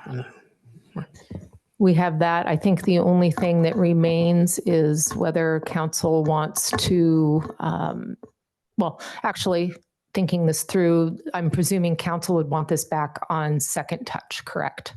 Correct. Okay, thank you. Thank you. Any other comments from council on this item? All right, it'll be coming back for second touch. So moving on to item C, code updates, School Municipal Code 1212 on ditch culverts. Good evening, Council. Sarah Van Osdol, Public Works Director, for the record. Ditch culverts. So this agenda item before you this evening is, I was going to say another victim of our code scrub, but I'll change my verbiage to say a beneficiary of our code scrub process. So this is a very old section of code, and it basically just needed some updating. There's changes in titles, there's changes in the way we refer to infrastructure, and we also wanted to incorporate our current construction standards into this code. So it hasn't been updated since 1915, 2 years after the city incorporated. I think you will have found that it was pretty straightforward when you reviewed it and saw what we changed, but I'm just here to answer any questions you might have. I mean, is this urgent? 1915. Yes, it's got to be done yesterday. Any comments from council? I'll leave this one up to the people that actually work with the ditch culverts. Thank you. I'm open to making a motion. It was very straightforward. Okay. All right. I move to waive the second touch on this matter and direct staff to prepare an ordinance amending SMC Chapter 12.12, ditch culverts, to present on the consent agenda of the next available meeting. I second that. Been moved and seconded. Any more council discussion? Any objection to the motion? Seeing none, the motion passes. Thank you, council. Moving on to item D, demonstration of iCompass. Good evening again. So since I started at the City of Sequim a year ago, it's been a year now, we've changed, you will have noticed how we've done and presented the council agendas and packets.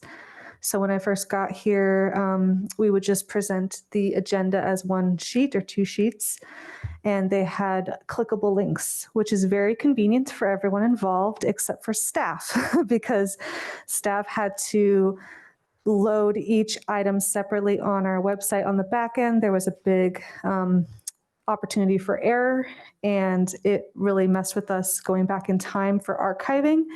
If we wanted to see what happened 5 years ago, the links might be broken. So it was kind of a mess from staff's point of view, even though it was convenient for the public and for council. So I made the switch to a method I had used at a previous city where we do a big packet. So that's what we have now, is an agenda separately if you still just want to view the agenda, and then a packet with, if you're able to view the bookmarks in Adobe or on your browser, they are kind of bookmarked, but it's a little bit harder to jump between the sections. So kind of sacrificing the clickability, but making it easier on staff's end and making it easier for archiving purposes and to have a complete record of the meeting that was solid. But being aware that that's not the most convenient.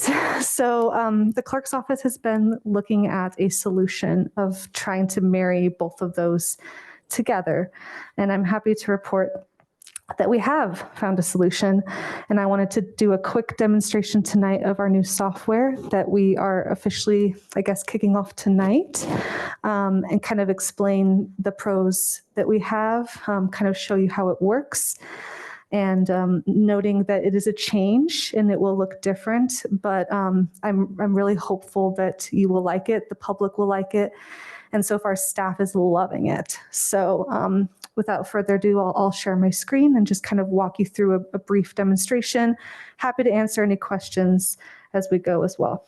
Will the public be able to access it? Yes, okay. Yes. This is public currently. Nobody knows about it yet, so we will be doing a press release and sharing lots of links. So it will be put out there for the public to see. Let me get my screen. Okay, so currently, if you're on the city's webpage, you will notice that we have the agendas and minutes laid out in this table. And then you can click on the agenda or the agenda packet, as we've been calling it. And as I mentioned, it's a one big long PDF. There's some bookmarks here, but sometimes this doesn't show up for like Apple users and things like that. So what we will be doing is I will be working to modify that webpage to show that we have a new portal. The company is called iCompass, the software. And I will have links to each committee or commission, and that will be going forward. So everything 2024 and forward will be in this portal. Anything prior still exists.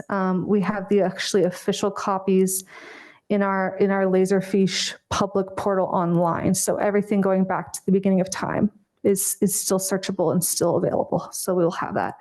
But this is our new, it goes a link out from our website. So unfortunately it is a separate website, but it's hosted. We tried to make the colors and everything look as matching as we could. As soon as we get a group photo of you all, I will put it here.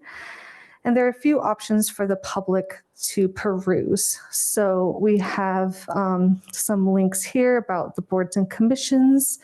We also have some hot buttons at the top for direct to the agendas and minutes, applying for a board or commission. So also if you just click on Meet Your Council, it will pop up with your details. We now have a way to track the terms. So we find that being very beneficial. We don't have any back data filled at this time, but we find that very beneficial to have the history. And then we have your guys' bios as you have presented to us. The terms are located here.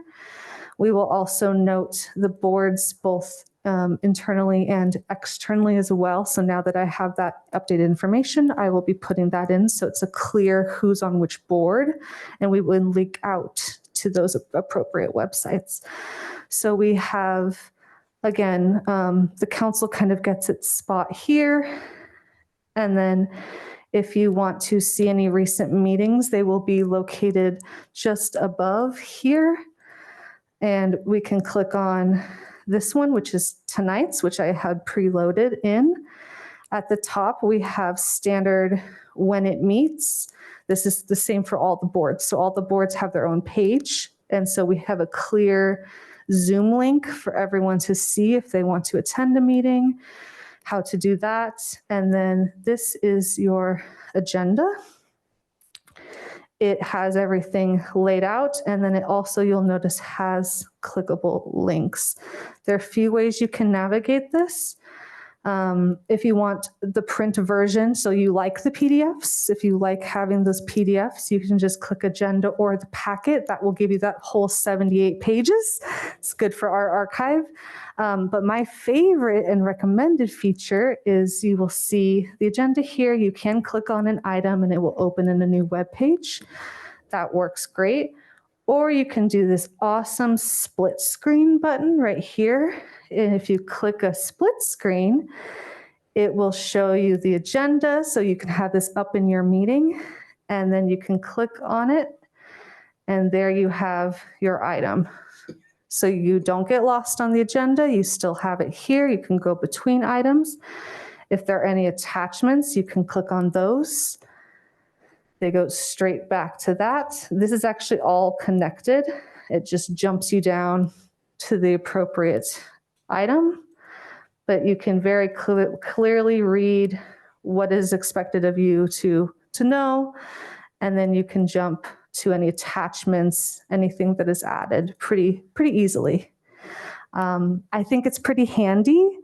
It works the same for everyone. So it's in a browser. So it doesn't matter if you're on a Mac or a PC or any of that. So that's really nice. One thing that we are implementing, I believe early next week, we're getting the official turn on the video module. So once the video from the meeting has been completed, I'm actually going to be uploading those to YouTube. So they will be on our YouTube channel in a playlist of city council meetings, planning commission meetings, arts meetings, all together. You can view it that way. And it will look like, this is an example from another organization, you can click on the little video next to the item and it will jump straight to the item from your meeting. So it will be very clear if you want to watch the video and if you want to read the PDF and jump to the right page in the meeting. It's all in one. Again, trying to be very clear, accessible.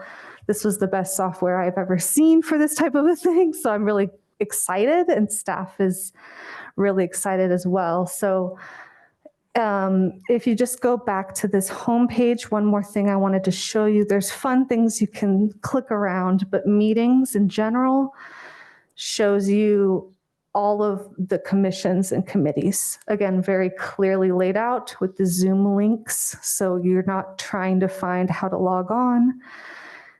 We've got City Council, Planning Commission, Arts Commission, all of that stuff. And same thing, you can click on the members, view who's on the committee. Green is a current person, blue is past or an upcoming. And then again, you can go to their recent meetings. You could click on the calendar to go straight to what meetings are on which day. You've got a list of upcoming meetings as well. So there's just a lot of fun tools that I hope will increase transparency and provide clarity of who's on the committee, when do the committees meet, how do I access them, things like that. Same with applying for a board. We've got this button in green at the top. It takes you to the page with our application form that we will also be working to update. And then a little more information about the committees, and then if we have any current vacancies. So that's a really quick overview. I'm happy to answer any questions or show any features, but we're really excited. People can subscribe to receive specific notifications. Anyone who's currently subscribed to our city website notifications, I am importing over here and we'll be sending them an email notifying them of the movement over. We will still be listing the meetings on the city website, but any agendas, minutes, videos, we will be pushing out to here just to host them all in one place and then archiving them all as well. So we're really excited, and there's definitely still ways to see previous meetings as well. You can see I've put at the very top of each of these archived agendas. I could change the wording to past agendas, meetings, videos. So again, anything 2024 and forward will be here. But if we want to go to past meetings, we've got them all laid out in our Laserfish public portal. So those are also accessible to the public as well. But yeah, just wanted to provide you that overview. I don't know how long we will maybe still be posting them on the city website, maybe towards the end of the month, just to have a transitional period.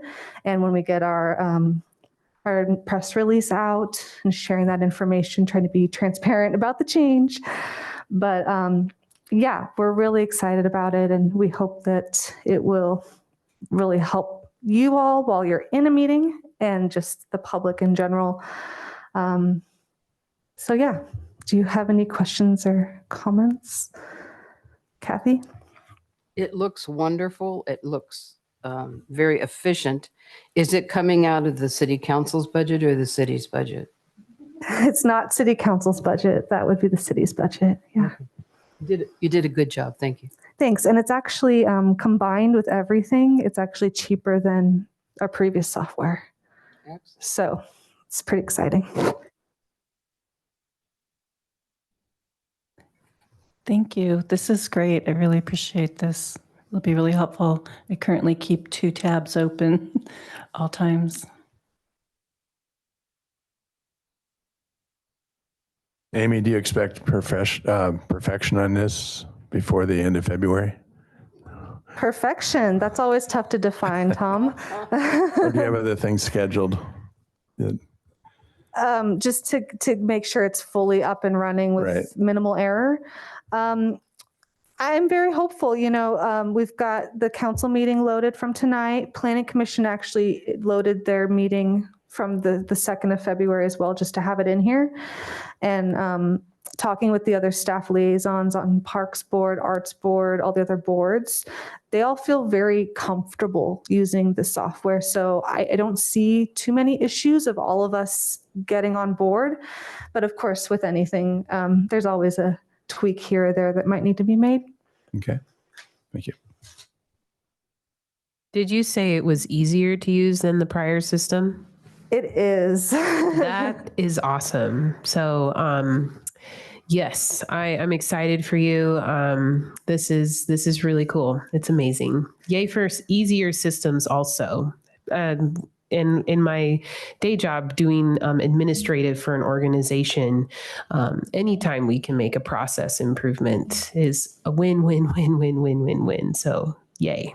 Definitely. When I improved from the clickable links issue that we had previously, but then making the packets was its own issue, because if we had a last minute item to add or something removed, I would need to renumber the pages by hand, more or less. And I would need to really make sure some of these things were done by hand. Whereas with this, I can just click a button and it'll page number and it'll adjust and it'll update. So it's bringing the technology like our city manager loves and really helping us out in many, many situations.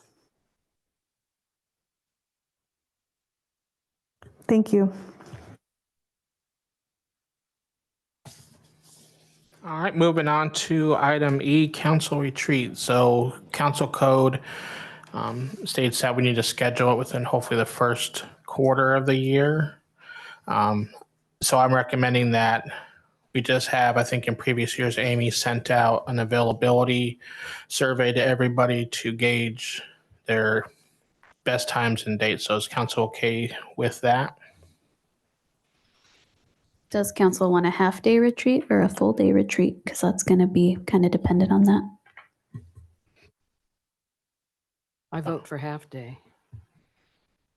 I also vote for half-day.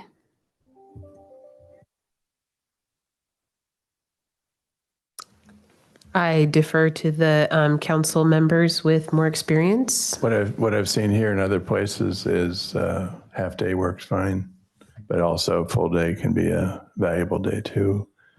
But I would vote for half day. I would like to see the agenda first.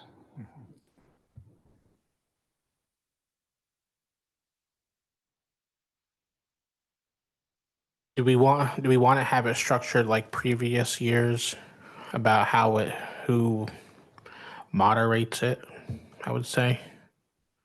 It's either professional moderator or the city staff, right? Last year we did this. I've only been to one and it was the city staff, right?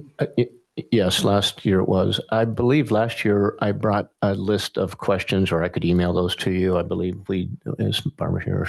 So we asked a series of questions, morning or afternoon, how to moderate it, internal or higher, other things we asked you. And as you guided us, then we brought back a draft agenda and itinerary for the day. So we can start that process at this point, knowing that you've put it on your agenda. And we are planning on a winter first quarter type of retreat with you all. I mean, it's your retreat, but we've kind of penciled that in to support that.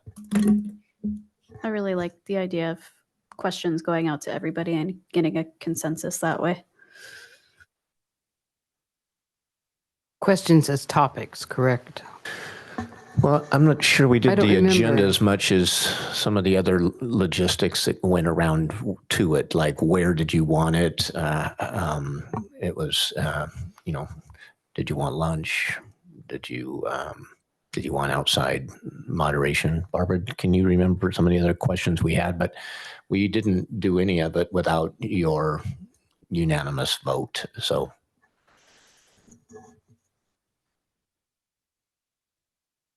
Good evening, Council. Barbara Hanna, Communications. I believe, Matt, we did do the logistics kind of through just an email survey that the clerks helped us with. But, I'm trying to remember, but I think we might have addressed what topics they wanted to discuss and then put together a draft agenda for council discussion. And ultimately, it was council that, approves the agenda for what the meeting is. Does that sound right? Yes. I think it was email driven. You all listed it, then we brought it back to you. You voted on it. Anything that had form or made the agenda, things like that. Yeah. There's a little bit of back and forth so that we're just trying to support your retreat. Yep. I think one of the big questions based on last year that would be nice to know really soon, since we're talking 10 weeks from now, is do we use staff or professional? Do we spend $10,000 outside or more? Or do we use staff, which is a real pain too, relative to the workload? So I think that might be something we might want to consider talking about. So you're saying we should discuss that first? I think if you're leaving here, you're going to hear back in 2 weeks. You got 2 months left for the first quarter. That's nothing. So I would suggest if the staff could have some guidelines on whether you want to have a professional or in-house would be something really useful tonight. Thanks. If you're asking for input, I think it's Barbara, don't leave. No, I'm just kidding. I don't want to put you on a spot, but I have heard from staff, it's a little uncomfortable leading that. They would be happy to acquiesce to a professional, but I don't know if we've looked into who that would be. Our staff is certainly trained in how to do that and do it well. And I think that was everybody's feelings. It's just a lot of work and pressure. I think is that representing you well? Over the years, we've done it both ways. So we've had outside professional facilitators that definitely, bring a different experience and perspective to the meeting. There are professional facilitators out there that specifically do this type of meeting, the strategic planning, goal setting type of meeting. The last 2 council strategic plan meetings we have facilitated with staff, with our trained facilitating staff. We'll do whatever council would like us to do. We do have I will say at this point, a limited number of our facilitation team that is experienced. We kind of rebuilt and re-recruited for that team last fall. So we've got a lot of newer members. So we need to figure that out if that's the direction that council wants to go.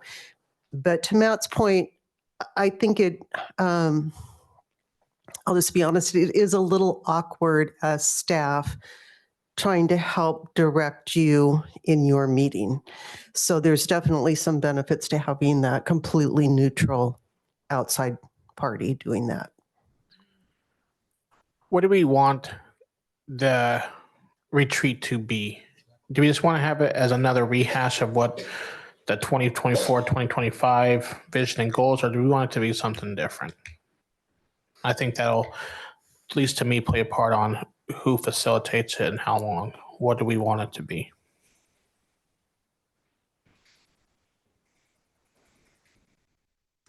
I know because we have the comprehensive plan coming up that it'd be good to be able to focus on that. It may be helpful for the Planning Commission and the consultants working on that too. And we will be in it at that point. Sharice is right now, or the DCD department is working on with the consultants to develop the actual tasks and timeline, so that we should be bringing that to you. The other thing we will have for you that you may want to make some time for is to review the community survey, the resident survey that we have. It's got a great interactive software package that comes with it. We can give you the executive report, but we can also in real time click at any question you all want. We can share with you It just has all kinds of slice and dice filtering capabilities to hone in on any of your questions, I think. A couple of comments based on what I've just heard. In my experience, if you're going to do a outside facilitator, do a whole day because that person has to get to know the situation. The other thing is don't lock yourself into getting it done the first quarter. It seems you're already getting to that wall based on logistics and everything else, regardless of the rules.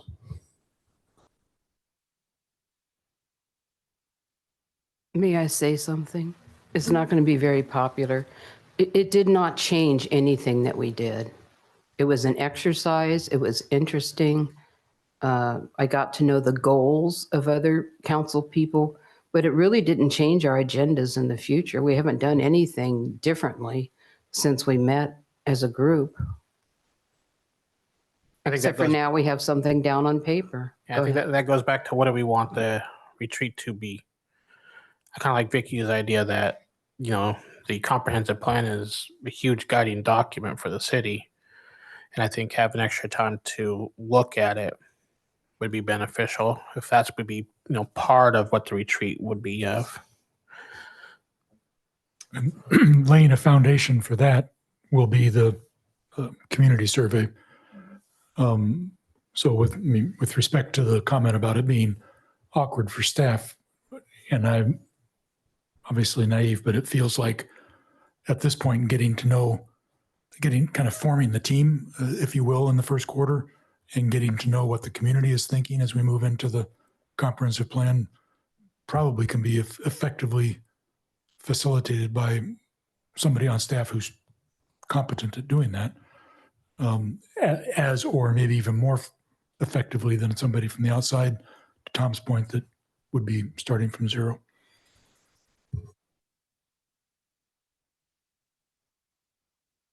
All right, so in terms of moving forward on the process, what do we want to do? Do we want staff to send out, like they did last year, at least questions?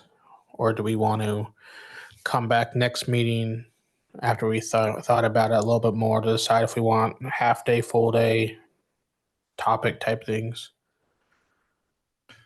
Could this initial survey that's dealing with logistics also begin to pull that sort of information out from each of us, so we're not doing it here off the top of our heads, so that 2 weeks from now we're actually have begun to answer the question, what do we want to do? Therefore, how long is it going to take? Is it best facilitated internally or externally? But yeah, we would return those survey results to you so you all could do something with them. You'd see who voted for what's on the agenda. I mean, it's just work, information for you to have to. Is a 2 week turnaround? I guess I should have asked more carefully. Is a 2 week turnaround for that reasonable? I would guess, yeah. I mean, it's moving. I'm committing my staff, but we do have some survey tools to be able to do that, and we probably would go back to last year's questions. We could probably do that. It would require you guys getting on there and answering it, but it then would give us a summary of your answers. So yeah, I think we could probably pull that off. I would rather the agenda for that meeting. First of all, I think a half day is fine. I think Barb did a great job in coordinating it last time. I would like us to do something tangible, like work on the comprehensive plan or work on tangible ideas that are supported by the council, not something lofty or, something that's tangible that has a goal that's reachable. Thanks. I wonder if taking from that, if maybe the survey just kind of be about our priorities that I think we were here, right? We put the things on the wall. Maybe that can be the survey so that when we get to the retreat, we already kind of have an idea what people's ideals are or priorities are. And maybe that's something we can figure out amongst ourselves. I know how to do a survey monkey.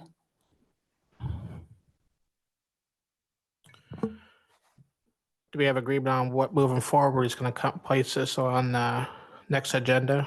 Everybody's going to do their homework on what they want to work on, those type of questions. So I'm sorry. So there's there's two surveys, right? We're talking about surveying ourselves and what we're passionate about and what we want to work on. And then we're also talking about the community survey and reviewing that at our retreat. And then are we, so, and we're not going to make a decision tonight as to whether we're going to go external, we're going to, or internal, but I want to echo what you said earlier about how if we're going to go down the path of bringing in an outside person, I think we need to start the gears turning on that sooner rather than later. So personally, I think I would feel better for everyone, or for planning purposes, for logistics, if we could get to a point where we have a consensus this evening, I think, on whether we want to go internal or external. Just and if folks feel strongly in the other direction, I'd love to hear your thoughts. Let's just put it to a vote then.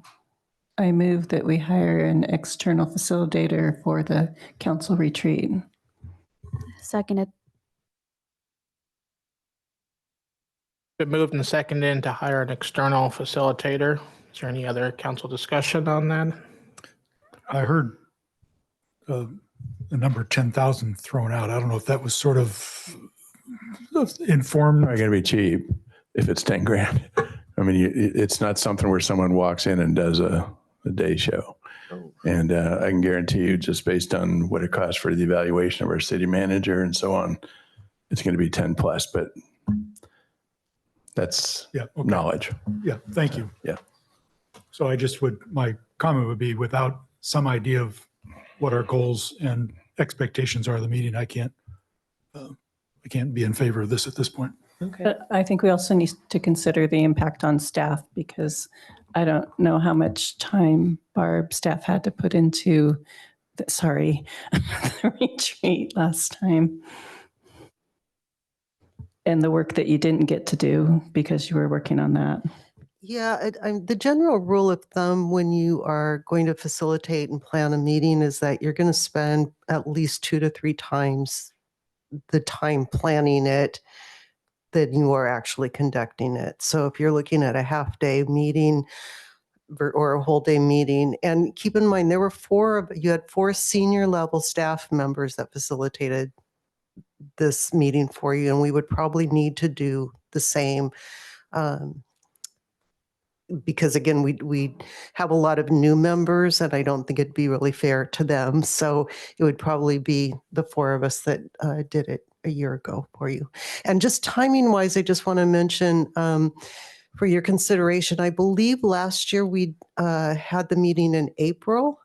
And the idea is that, well, first of all, we want to make sure that we have the survey results back. The survey is closing on Friday, the community survey. We should have it back well in time for that. But part of the idea was for you to then be able to have your retreat so that staff understands what your goals and priorities are as we are gearing up for the budget cycle, which usually starts in June or July. So that's kind of the flow that we were working towards on that schedule. So that being said, there's some flexibility if you want that. Does that make sense? Okay. Any other discussions about the motion? If none, can City Clerk please take a roll call vote? What was the motion? I'll restate it for the record. So we have a motion on the floor to hire an external facilitator for the council retreat. So you're voting for an external facilitator or against it. Councillor Downer? Yes. Councillor Butler? No. Councillor Lowe? Aye. Deputy Anderson? Aye. Mayor Janice? No. Councillor Rudder?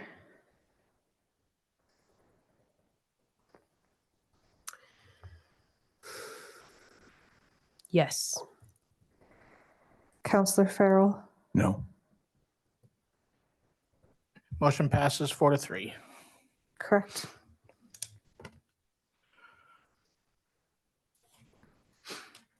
All right. Okay, with that detail, do we want to go back to in 2 weeks, we're bringing this back and everybody's got homework to do? Are we okay with that? Sounds good. All right, we'll put this over for 2 weeks.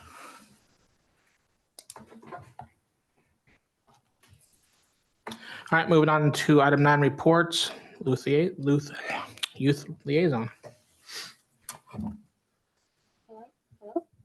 Hello? Okay. There actually has not been a lot going on in the youth side of Squim because recently we had winter break. So today is our first day back at school. But looking forward, we are, the Interact Club through Rotary is currently planning the Walk for Water. And so we're thinking that's going to be in the March area, but we're not totally sure yet. And we also do have a number back on how much money was fundraised during the Boys in the Boat fundraiser. So that raised $75,000 towards the youth house, which yay. Yeah, but that's all that's really going on right now.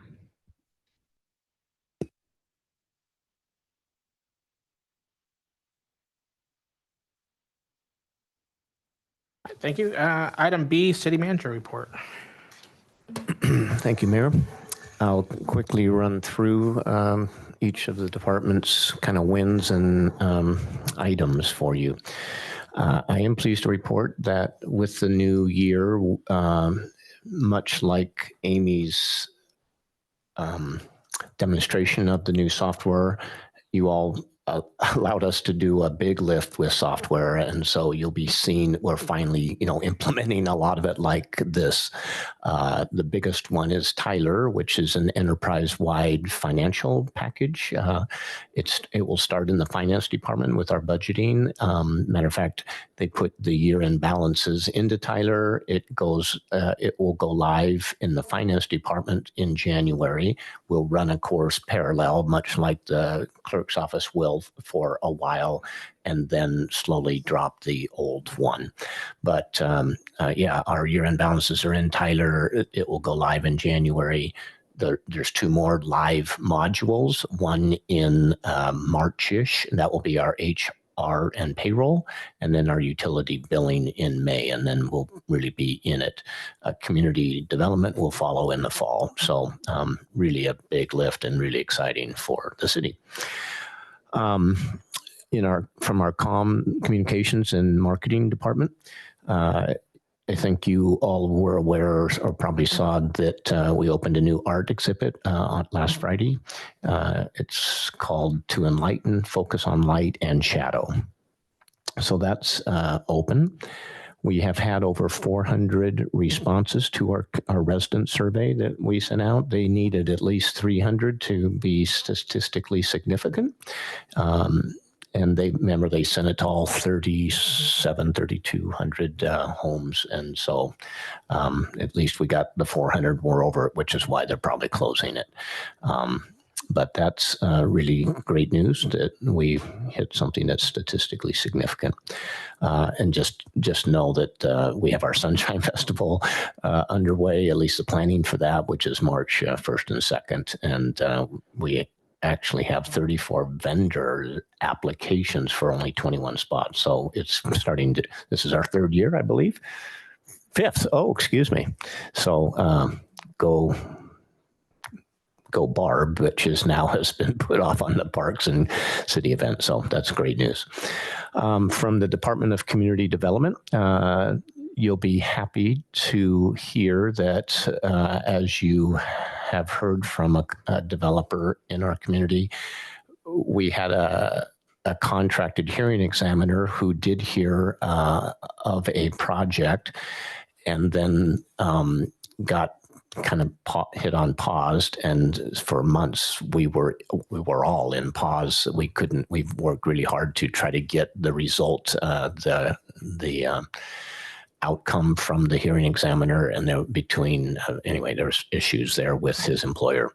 So we reached out to that and have fixed that.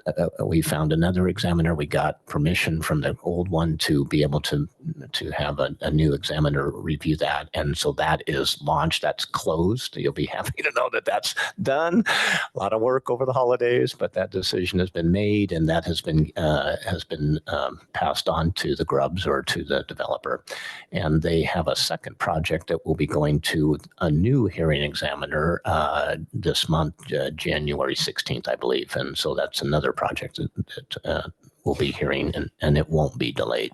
So very excited about that. I guess the last thing I wanted to mention was, yes, the staff and the consultant for the comp plan are working together on it's called the work program for the comp plan. It's really just tasks and timelines. I'm really eager to get to you, and I'm eager to see it myself, exactly what's going to happen each month and when are the public meetings and all, the comp plan will have economic development, certainly housing, just all things city related, all departments. So hope to start putting that together and bringing that back to you soon. From the HR department, we hope you all are aware, and everyone that can attend the staff appreciation event this Saturday night. And so look forward to seeing you there. It's been a lot of work for our HR department, but should be a great time. Wanted you to know that you'll see it at the staff appreciation. One of the slides is all of the unfortunate retirements that we have happening this year. Some really senior, amazingly wise people are finally hitting that retirement spot. So one of those is our chief of police. And so I've been working with Emily and HR to decide how to best proceed on that. We did an internal posting and are now working on that candidate's references and whatnot. So just want you to know I'll have something more to come back to you in the next by our next meeting with some information on that. But besides that position, there's a regular officer that we're working for, closing a contract on. Our WRF operator there's a position there, sewer maintenance worker, and then a change in our facility maintenance worker. You all know Dell, and so there's a posting for that as well. From the police department, I'm just getting a little more detailed to see how much of this. I've got 4 or 5 things. We're working on some contract language with the Humane Society and with the executive director there, some transitions between the chief and the new candidate, and also with Fire District 3 on our interlocal agreement.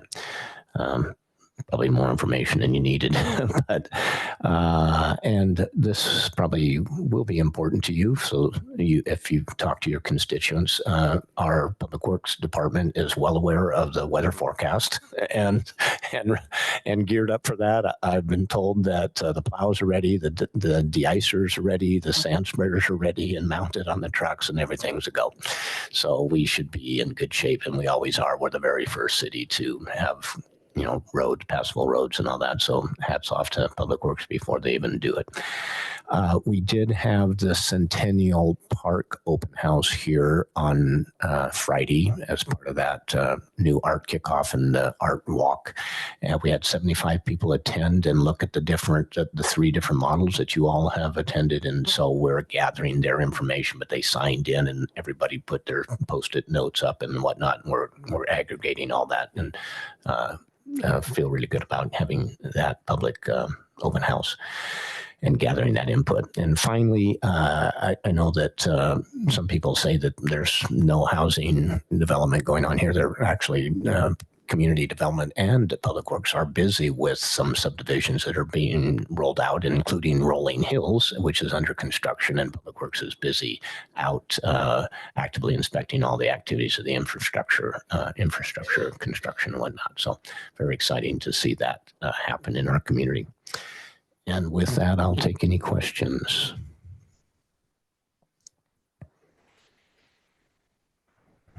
Thank you. Is there a follow-up on the noise ordinance or the noise issue? Yeah, I checked on that myself. I think it is being passed around. Is it in PD? I think it's PD's. We've got a draft, and they're reviewing that draft. Okay. Yes. Yeah. And then the Centennial Place survey, when does it close? That I think Did it it was close? closed. It was, yeah, Did it it was close a community. already? Yeah. No. Oh, excuse Okay, me. that's what I thought. Excuse me. Can we share it with the high school? If we had that for you to share, I know when we interviewed you, you talked about doing a lot of surveys. Is there a way to share that survey with the students? It's about what we're going to do with the parking lot on the corner over there. Yeah, there is a lot of ways we could do that. If we did an online survey, we could bring it out to the student body in homeroom. And so there would just be like a QR code. Yep. We'd also post it in the hallways and have it announced on the morning announcements. So. And maybe with the community survey too, or? Yeah. Well, I think Is that's that- more residents. I don't know if you'd want to mix household owners or whatever residents with students, but On the community survey, they actually track one per household is the goal, so that yeah, that's the way it's scientifically set up. It still might be an opportunity for kids to share with their parents and get more input, because we're at, what you said, 400? It's more than 400, and the goal was at least 300 to be scientifically significant. There is an online version of that too that has been widely publicized. so I think it's a great idea for students to promote that in their home, or to have their whatever parents or whatever to make sure that they respond. But I think it'd be a nice idea. It could skew the results if you go after a sample group that's students. However, I'd still be curious to know what that body of folks were thinking. Well, but that would skew the statistical analysis on the others. I just think we haven't done good outreach to them. That's not skewing, it's outreach. No, it skews them mathematically. It's not really about who you approach. If you're doing truly random sampling and you go after a certain body, then it's skewing it. I'm not saying it's a bad thing. It's not skewing it. Skew is a skew.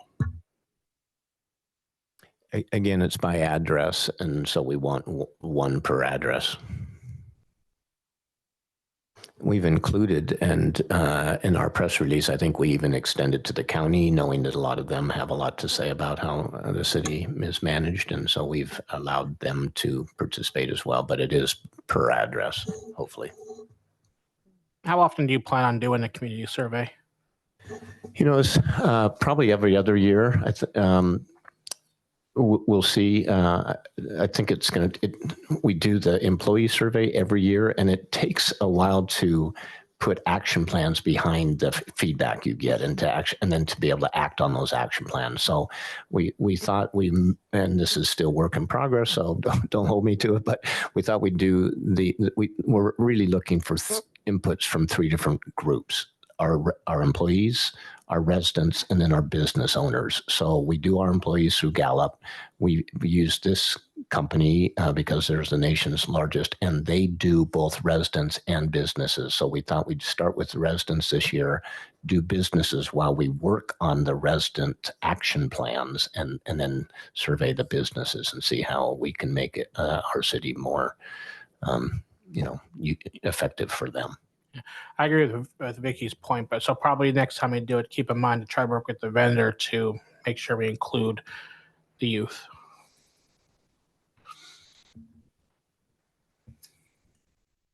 I have a question.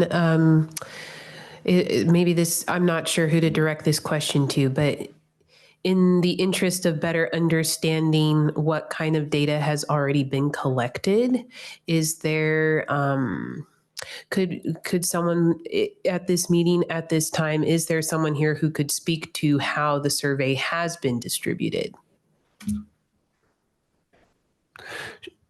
This current resident survey. Yes, like where it's been distributed. Has it been posters, places? Sure. Has it been mostly digital? What segment of the population?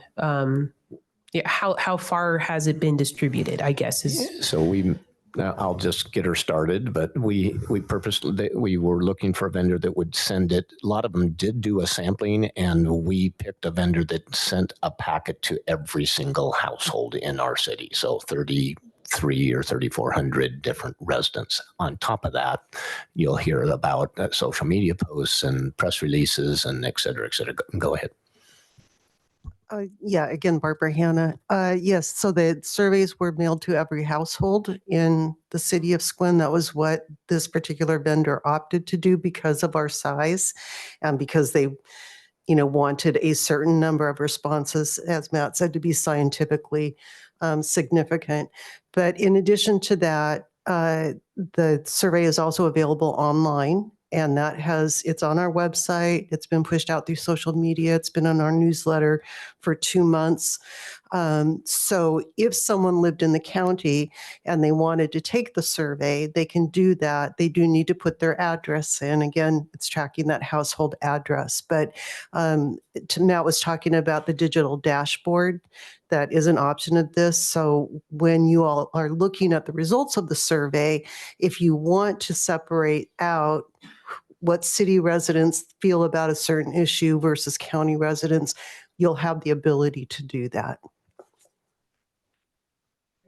And because it's by household, in the demonstration with this vendor, they walked us through how many cities use this to say, here's a topic, and you can see the entire city, or you can say, how does this area, and you can geographically pick an area, how do they feel about that same topic versus another area? So you really have the ability to slice and dice it, but it is around households. That's the key.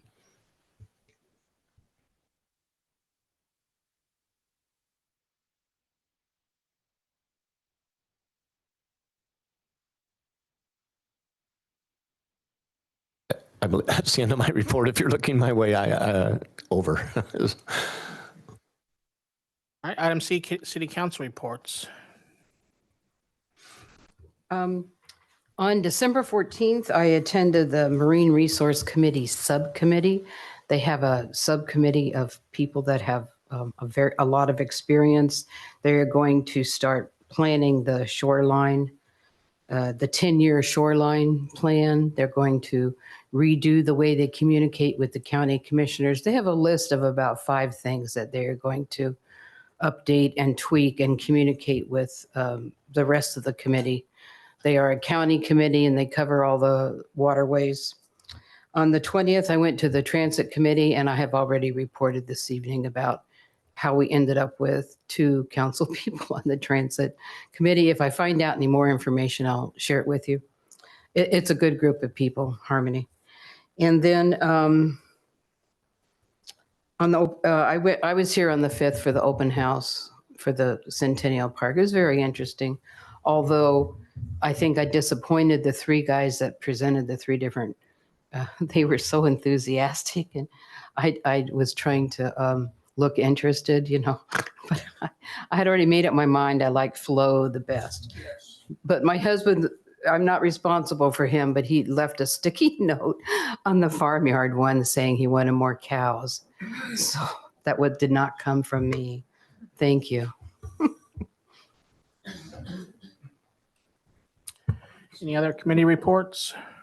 Yeah, just one from Housing Solutions Committee. The Affordable and Supportive Grant application was finally approved. And I think when they started out, they had been calling it an RFP, but it wasn't. It's actually an application for agencies or developers to be able to apply for funding for housing through the county. So the Housing Solutions Committee approved it to be sent to the Clallam County Commissioners, and we're just waiting to see if they approve it for it to go live.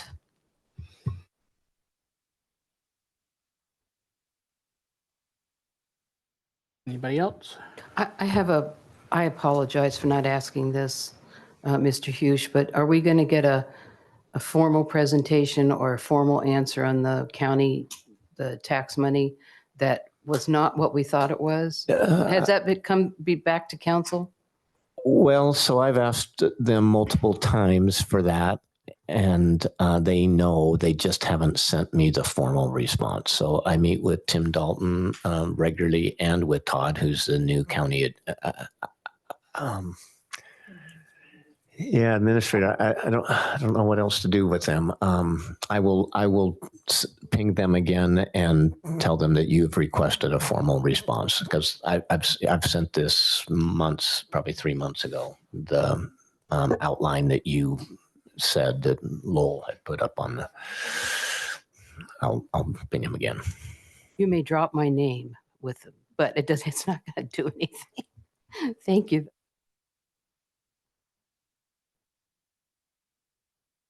Moving on to open council discussion. Does anybody have anything for open discussion? Kathy. Today was the first day of the state legislative session. There's a ton of bills. I'm tracking a bunch of them, but because it's the first day, I think it's a little premature to talk about them. But the rental increase bill from last year is already back. So that's good for our residents who are very worried about losing their homes. There's one about housing authorities, and there's one about co-living, which is a little bit different than home sharing. So, and there's a whole bunch, but I'm just kind of waiting to see what moves forward, and I can give an update at the next meeting. Can I ask Brandon real quick? Do you mean the rental increase? Are you talking about last year when they did not pass the 6-month notification to somebody if you're going to raise their rent? Or is that a different rental increase? They passed, I think that's the one that passed. This one is about prohibits the landlord from increasing the rent for a tenancy subject to the Landlord-Tenant Act during the first 12 months of a tenancy, and creates a cause of action for landlords who are charging exorbitant rents, and then they get referred to the Attorney General's office, and the Attorney General office decides if it's fair. So Okay. it made it through almost through one chamber, but didn't get to the floor. I just couldn't believe last year when they voted against notifying somebody 6 months in advance that their rent's going to go up. I don't know what they were thinking of. I think that bill's coming back too. It just hasn't been, I think it's been introduced, but no hearing yet. Are you finished? Mm-hmm. I just wanted to publicly state that I have a couple of goals for 2024 now, and this will not be news to the rest of the council, but I remain committed to pedestrian and bicycle safety on West Glen Bay Road. I am not going to let the city forget about it. It is on the capital improvement plan for the 6-year plan. Hopefully there'll be a grant in the next 5 years that we can apply for, but it is very unsafe to bicycle or walk out there. And this would be, the easement rights are being obtained for the road, but not for the asphalt path. But it needs to be done all the way from Washington to White Feather. I also am committed to exploring and doing something about the neighborhoods that don't have sidewalks. Just because we don't have an ordinance saying you have to have one, we need to look at that very carefully and do something about it. Even if we offer money to help pay for sidewalks, the owner would have to maintain them. Maybe something like if the owner sells their house before 5 years are up, they would pay 50% of the money back. Anything to get some of these neighborhoods. I see people in wheelchairs or little kids on bikes, and it's just not safe.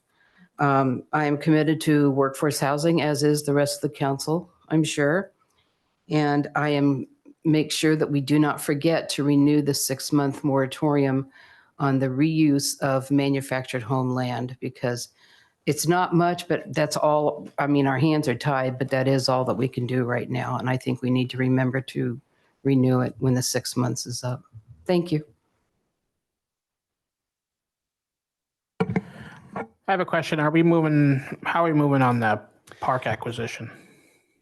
It's moving. We meet Thursday again. We met even through the holiday. It's a moving target that they, well, probably not a public conversation, but we're definitely on it. So happy to maybe. Brandon, can you clarify? What's the question? I'll defer to Matt to solve. I'm not saying something I shouldn't. So This is a agenda item or initiative. The city is trying to move on some more property for another park acquisition in town, but we're in the middle of negotiation, so it's kind of hard to make it public right now. There's some competitors that are seeking the property, and we have sought some funding from the state, which we think will come through. Half 375 did last year. We're asking for additional. All that will help, but it's going to come down to the decision of the family and the property owners anyway. It's where we keep tweaking the deal. So yeah, we'll have more information soon. I did see something in the budget appropriations for park funds. Well, it was in your legislative agenda priorities. So you all had it on the front page. It was one of your 5 priorities for this year. And I think we think it will happen. DeVore, who you heard from, was really pleased that you continued to carry last year's goals forward, because legislatures like to support something like that. That's not, new every year. So we're working hard to close the deal. Are we gearing up to apply for grants for the park playground upgrades this year? Yes. That's awesome. There was a bill about making more federal funds available to counties and cities. Again, I don't know that it's moved yet because it's first day of session, and there was one, do not get up again, Barb, about tourism and having a minimum of $3 million in the tourism fund, which doesn't sound like a lot of money statewide. So I don't know if that's something we use. Anybody else have anything for open comment? Couple items. Well, I'll start with this bit. So 3 things I'd like to mention. First one is I was also really blown away by the open house for the various plans for Centennial Park. It was excellent. It was so good to talk with fellow counselors and the public. It led straight into the first Friday Art Walk Music Jam here in the council chamber, which was amazing. I attended with my partner and my 2 kids, and it was just what a joy, and very well appreciated. I'm kind of excited that I am going to be serving on the Arts Board, Arts Commission. I guess I should commission. They're not a board. Yes. Their official title, serving on the Arts Commission, and look forward to collaborating with them on those sorts of events. Building music and community was excellent. Next bit, while I was there, I had a great opportunity to talk with Megan Euchre. I hope I'm pronouncing that correctly. And she mentioned, because I think a lot about climate and ways that we can help tread more lightly with our natural resources and the environment. And I had the opportunity to talk with her because I've also been able to connect with folks in Jefferson County who are working on styrofoam recycling. And in connection with that, was talking with them and found that, correct me if I'm wrong, but you reminded me when you brought up the bills that you're following, coming up this in summer, if I'm not mistaken, I believe a state law is going into effect that would require restaurants and other folks that work in food business to not be able to it's a new law that they won't be, that they shouldn't acquire styrofoam and use it to package takeout. So I think that we have an opportunity here in our community to kind of start that dialogue earlier with our businesses and just let them or check in with them and be like, hey, are you aware of this? And I heard through those discussions that the city of Port Townsend has already, or they instituted a ban on styrofoam in advance of the state.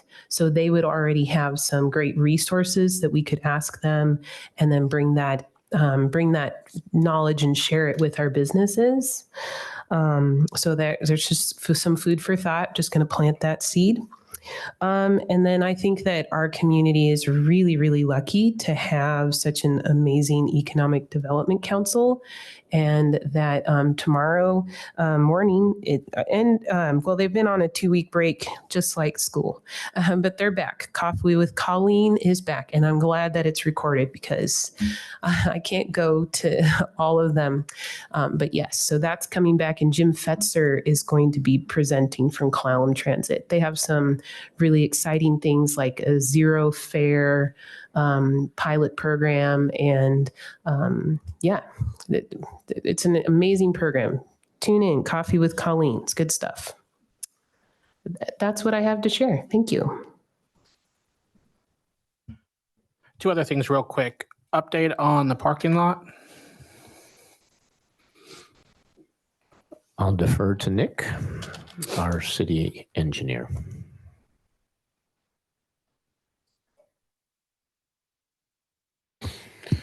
Howdy, Nick Dosti, city engineer. So currently I have our project engineer, Katie, on the design, Katie Cole. She just, was supposed to be back today, but I guess she caught a bug and she was sick most of the holiday as well. So, but she's currently on the project. I've been working through the design with her. We're at about a 40% design at this time.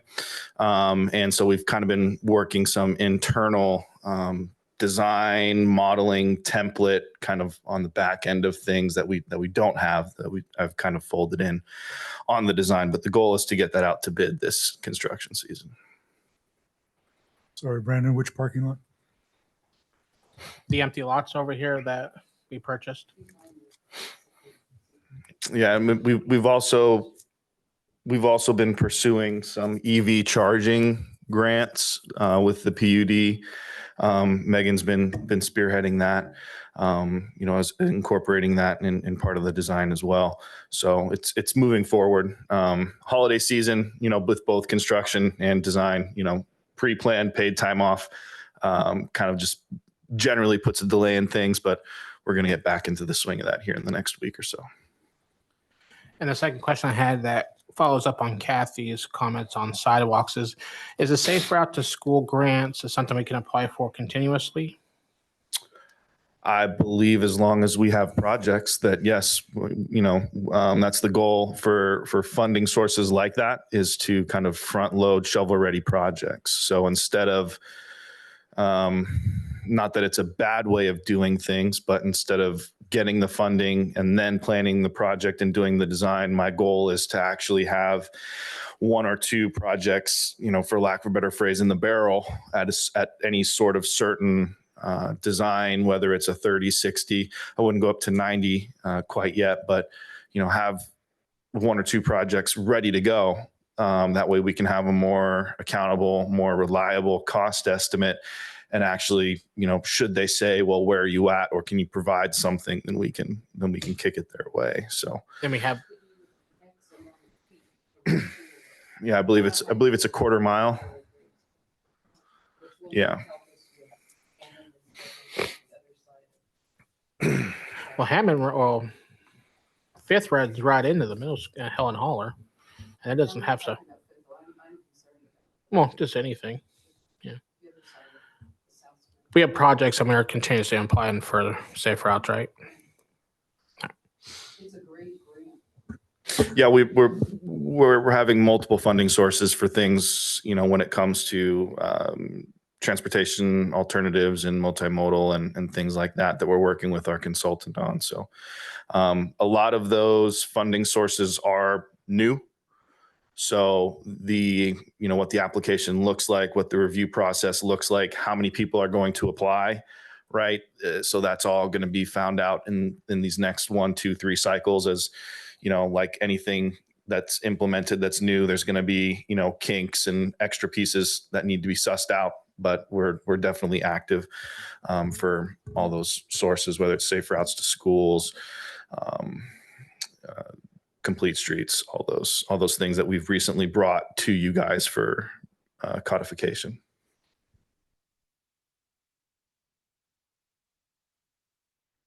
I just wanted to say that Megan Euchre, star of the show, every single project we have, she actively researches every single type of a funding source that it could qualify for. So definitely she's on top of it all the time. I just wanted to assure you of that.